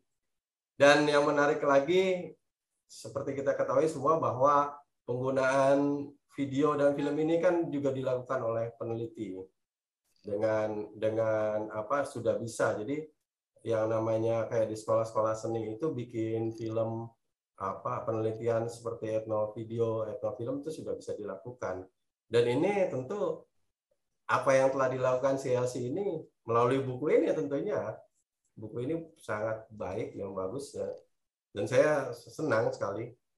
Ini bisa dipakai oleh banyak mahasiswa, terutama menurut saya bisa terinspirasi karena sekarang memungkinkan untuk melakukan satu penelitian sosial dengan hasil berupa film.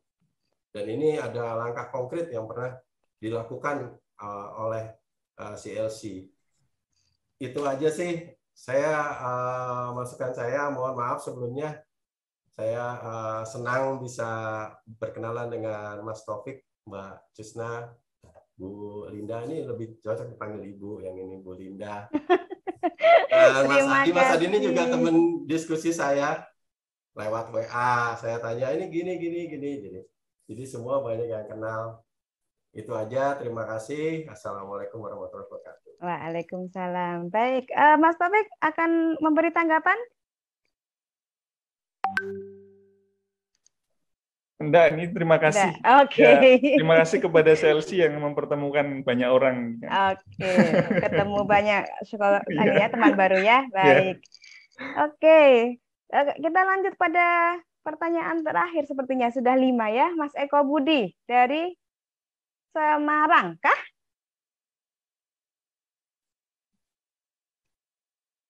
Silakan di-unmute. Baik. Ya. Apakah sudah terdengar? Sudah. Baik, terima kasih untuk kesempatannya. Perkenalkan, saya Eko Budi Bowo. Yang ingin saya tanyakan, ini kan tadi membahas tentang film sebagai perlawanan terhadap era Orde Baru. Yang ingin saya tanyakan, untuk penayangan film-film misal di layar alternatif selain bioskop, itu kan sering juga mendapatkan perlawanan balik gitu. Misal dulu sempat di Semarang, mungkin ini beda tema ya, filmnya Mas Garin misal yang Kucumbu Tumbuh Indahku, itu kan juga sempat ada perlawanan gitu. Tidak boleh ya. Betul. Kemudian bagaimana kondisinya di Purbalingga. Kemudian yang kedua, tadi sempat disebutkan tentang film pedesaan itu kan. Nah, film-film yang tayang seperti ini kan kadang terkesan ada kesan eksklusif gitu, karena layarnya pun terbatas, kemudian juga film-film tema-tema yang diangkat juga mungkin kadang cukup rumit. Kemudian yang ingin saya tanyakan, bagaimana pendekatan tadi tentang perfilman pedesaan ya tadi. bagaimana film yang ditayangkan ini bisa merangkul masyarakat-masyarakat yang di desa. Mungkin seperti itu pertanyaan dari saya. Terima kasih. Ya, baik. Mungkin ini akan dijawab oleh Mas Bowo dan Mas Adi nanti ya, sebagai ya akademisi. Mau Mas Bowo dulu tentang bagaimana tadi kalau di Purbalingga kondisinya, ada pencekalan dan sebagainya begitu nggak, Mas? Iya, sama sebenarnya kalau persoalan pencekalan terhadap film tertentu dimanapun bisa terjadi gitu kan. Tinggal bagaimana kita menyikapinya aja sih. Menyikapi artinya apakah peristiwa itu kemudian akan bisa dijadikan apapun ya. Kayak dulu kami ketika memutar film Pulau Buru itu kan juga terjadi pencekalan juga kan. Dan kami malah seolah sudah merasakan akan seperti apa nih. Jadi ya udah kita persiapkan sekalian aja, kita persiapkan dan kebetulan juga saat itu Mas Yuda lagi proses bikin film gitu kan. Jadi biar sekalian kami juga bersiap bagaimana seharusnya menghadapi itu, mana pihak-pihak yang harus dirangkul, dihubungi dan sebagainya. Itu dan tidak menutup kemungkinan ke depan juga masih seperti itu sebenarnya kan, masih ada potensi-potensi larangan dan sebagainya itu kan. Terus yang kedua soal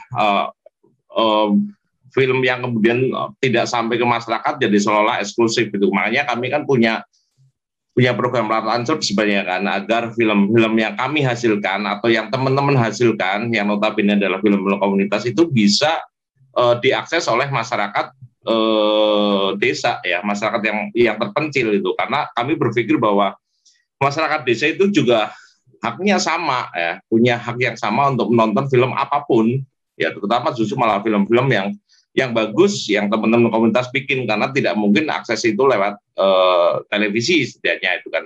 Cuma kalau sekarang kan sudah nggak bisa seperti itu kan, sekarang media sosial udah gila-gilaan gitu kan. Tapi bagaimana agar sekarang mungkin lebih ke persoalan bagaimana menonton ini tidak dijadikan momentum sebenarnya kan. Ya itu akan kami lanjutkan mungkin setelah nanti memang pandemi udah reda, kami bisa mengadakan Latlancur lagi, karena tidak hanya persoalan konten film yang kami tampilkan, tapi bagaimana anak-anak orang-orang desa itu bisa keluar rumah dan bertemu gitu kan. Kalau dulu kita itu memohon, meminta, menganjurkan masyarakat desa untuk keluar rumah meninggalkan televisi. Di pandemi ini kan sebaliknya kan, ayo kembali ke rumah, nonton festival film Purbalingga cukup di rumah, tidak perlu datang ke venue. Karena beberapa orang kemarin kan juga ke venue kan, jadi mereka mungkin tidak ngeh ya, tidak jeli bahwa festival Purbalingga ada, iya. Tapi tidak kemudian mereka datang ke bioskop Misbar terus kemudian WA kok sepi, ya gak di situ, layarnya ada di dunia maya gitu kan. Kita sementara di situ dulu, teman-teman harus belajar bisa mengakses itu kan. Ya memang kendalanya itu kami tidak bisa mengakses dengan baik dan penonton yang besar untuk masyarakat Banyumas Raya, karena masih ada banyak kendala ya di Purbalingga Banyumas Raya. Itu sih, ya, baik. Terima kasih Mas Bowo. Mas Hadi, mengenai yang perfilman perdesaan tadi, ada tanggapan tidak? Oke, baik. Yang pertama saya ingin menanggapi yang tentang sensor sosial ya. Itu tadi kan pencekalan dan segala macam itu kan terkait dengan sensor ya, dan benar. Betul. Memang itu terekam ya di balada, di film Mas Yuda Bala Cinema, bagaimana kekuatan paramiliter lokal gitu ya, yang kemudian itu bentuk bagaimana dominasi gitu. Itu waktu itu kan tadi yang sudah disebutkan Mas Bowo ya, Pulau Buru Tanah Air Beta itu kan latar tentang narasi sejarah 65 itu bukan nggak langsung bicara tentang 65-nya, itu saja ada penolakan, tapi sikap politiknya jelas ya, teman-teman CLC dan pada waktu itu JKFB ya sebagai penyelenggara festival, CLC, JKFB kemudian dan seluruh tim itu statementnya jelas bahwa ini kita untuk apa ya, membangun kesadaran, bahkan mengajak ya, merangkul ya, yang apa ya, yang kontra gitu ya, yang melawan film itu malah dirangkul, ya ayo ikut gitu kan. Tapi pada akhirnya kan mereka yang justru mundur gitu ya. Dan sebenarnya kalau mau bicara tentang sensor sosial gitu ya, dari yang saya tangkap gitu bukan hanya ketika eksibisi, tapi bahkan ketika produksi kolaboratif CLC dengan teman-teman di Kebumen. Nah, judul filmnya adalah Melawan Arus. Dan juga ya melawan arus ya, karena pada waktu itu setting lokasinya itu kan di wilayah konflik ya, antara petani dengan tentara ya. Urut Sewu itu kan sejarah konfliknya panjang, dan sama teman-teman perfilman Banyumas memiliki sikap politik yang jelas, meskipun itu kan di wilayah pemikiran sih ya, teman-teman itu merasa ketakutan. Itu kan bagian dari sebenarnya bagaimana hegemoni gagasan itu masih kuat gitu ya. Tapi teman-teman memiliki sikap untuk melawan ketakutan itu untuk tetap produksi film bahkan di wilayah yang quote unquote itu ya, konflik gitu ya. Itu bahkan diproduksi, wah Mas, misalnya nih ya, ada statement dari salah satu tim produksi, Mas ya sebenarnya takut juga itu produksi di Urut Sewu tiba-tiba ada tentara, tapi teman-teman tetap berani gitu ya. Semangat itu yang saya kira terus terwariskan dari satu generasi ke generasi lain gitu ya, untuk berani bersuara gitu ya. Dan semangat voice of voiceless-nya itu kuat banget gitu ya, yang saya tangkap dari berbagai filmnya. Itu kalau tentang bicara sensor sosial ya. Lalu kalau tentang bicara film pedesaan, saya kira praksis teman-teman di CLC, kemudian di Sangkan-Paran, di Cilacap juga bahkan kolaborasi produksi juga banyak dilakukan dengan teman-teman pedesaan, Karang Taruna, dengan teman-teman bahkan bagaimana menggali potensi lokal itu banyak dilakukan ya. Jadi film-film Banyumas itu sebenarnya ya tidak dalam dalam arti tertentu tidak melulu politik yang ansih ya, benar-benar politik ya. Tapi juga pemberdayaan ekonomi lokal, pemberdayaan ekonomi desa itu juga banyak dibuat sebenarnya. Nah, cuma kan pada hari ini kita membahasnya nih kerangka yang digunakan oleh Mas Taufik dan teman-teman ini kan perlawanan. Penelitian kan nggak akan semuanya ya, tapi memang membangun kerangka bahwa ini framing, ini salah satu framing sih sebenarnya menurut saya. Iya. Salah satu bagaimana memframing semesta perfilman Banyumas Raya gitu ya. Tapi apakah kemudian tidak ada film-film yang terkait ekonomi dan segala macam? Banyak. Bahkan kalau bicara tentang kebijakan, saya agak sedikit geser gitu ya, bukan di Purbalingga, tapi misalnya di Cilacap. Di Cilacap itu bahkan ada satu film yang dibuat oleh pelajar di Kebumen gitu ya, yang kemudian menjadi salah satu film terbaik di Festival Film Purbalingga kalau tidak salah 2013 ya. Kampung Tudung ya. Benar ya Mas Bowo ya? Yang kemudian itu mendapat apresiasi dari pemerintah daerah, dan dari film itu pemerintah daerah kemudian memiliki inisiatif tergerak untuk membuat bioskop di perpustakaan daerah. Yang artinya apa? Film di sini juga kemudian menjadi advokasi. Bayangin, karena ada anak daerahnya di Kebumen nih kasusnya, ada yang membuat film, kemudian diapresiasi di banyak tempat, bagus, dan itu tidak bicara sekedar bicara politik ya. Itu kan bicara tentang ekonomi kreatif lokal yang kemudian diangkat. Di sini kan ada proses pemberdayaan ekonomi menurut saya. Ya, orang menjadi tahu itu di satu sisi, tapi di sisi yang lain film itu ternyata mempengaruhi kebijakan publik sehingga pemerintah daerah Kebumen memiliki goodwill untuk membuat bioskop di perpustakaannya. Gitu ya. Jarang loh itu. Menurut saya, dan ini yang kenapa tadi saya katakan ini ada interaktivitas antar daerah gitu loh. Jadi film Raya itu istilahnya sentralnya itu ya ada di Purbalingga, di Cilacap ya ada sentral, dan kemudian dalam 5-6 tahun terakhir ini di Kebumen juga ada sentral. Jadi proses desentralisasinya itu kuat, tetapi ketika di festival film ya bareng semuanya di Festival Film Purbalingga. Itu yang menurut saya mengapa barangkali ya saya menyanggup 15 tahun bisa tetap bertahan, karena keberadaan Festival Film Purbalingga ini adalah hasil gotong royong lah, katakanlah. Ini banget ya. Ini gotong royong antara aktivis ataupun pegiat perfilman di Banyumas Raya.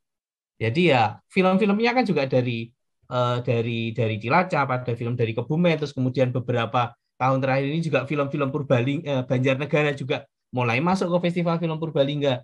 Jadi ini adalah sekali lagi satu sistem kultur baru gitu ya, yang kemudian berhasil diciptakan oleh inovator-inovator kebudayaan di Banyumas Raya. Barangkali itu jawaban saya, semoga menjawab. Oke. Ya, terima kasih Mas Adi. Saya kira sudah 10:30. Lewatnya banyak sekali, 30 menit. Untuk diskusi malam ini sangat luar biasa, menarik sekali. Kalau diteruskan nggak akan ada selesainya saya kira. Karena saking menariknya, semua pengen diskusi begitu ya Mas. Nanti bisa disambung lagi kapan-kapan diskusinya. Jadi kita lihat bagaimana dinamika dalam perfilman Banyumas ini luar biasa pelik kalau bisa dibilang ya. Dan kita lihat tentunya masih banyak sekali yang bisa dieksplor dari film Banyumas ini yang tidak hanya berbicara tentang atau menggambarkan tentang Orde Baru yang tadi ada di dalam buku yang kita tulis itu, tapi juga ada sisi lain seperti sisi ekonomi kreatif dan sebagainya. Seperti itu. Saya kira begitu saya akhiri diskusi malam ini. Terima kasih sekali. Terima kasih Mas Bowo, terima kasih Mas Triadi, Mas Taufik, dan Mbak Aidatul Husna, juga teman-teman semua di sini. Terima kasih. Beri aplaus buat kita semua. Semoga perfilman Banyumas selalu jaya. Amin. Selamat malam dan wassalamualaikum warahmatullahi wabarakatuh. Terima kasih. Terima kasih teman-teman semuanya. Terima kasih. Selamat Mas Taufik, Mas Adi, Mbak Linda, semuanya. Terima kasih.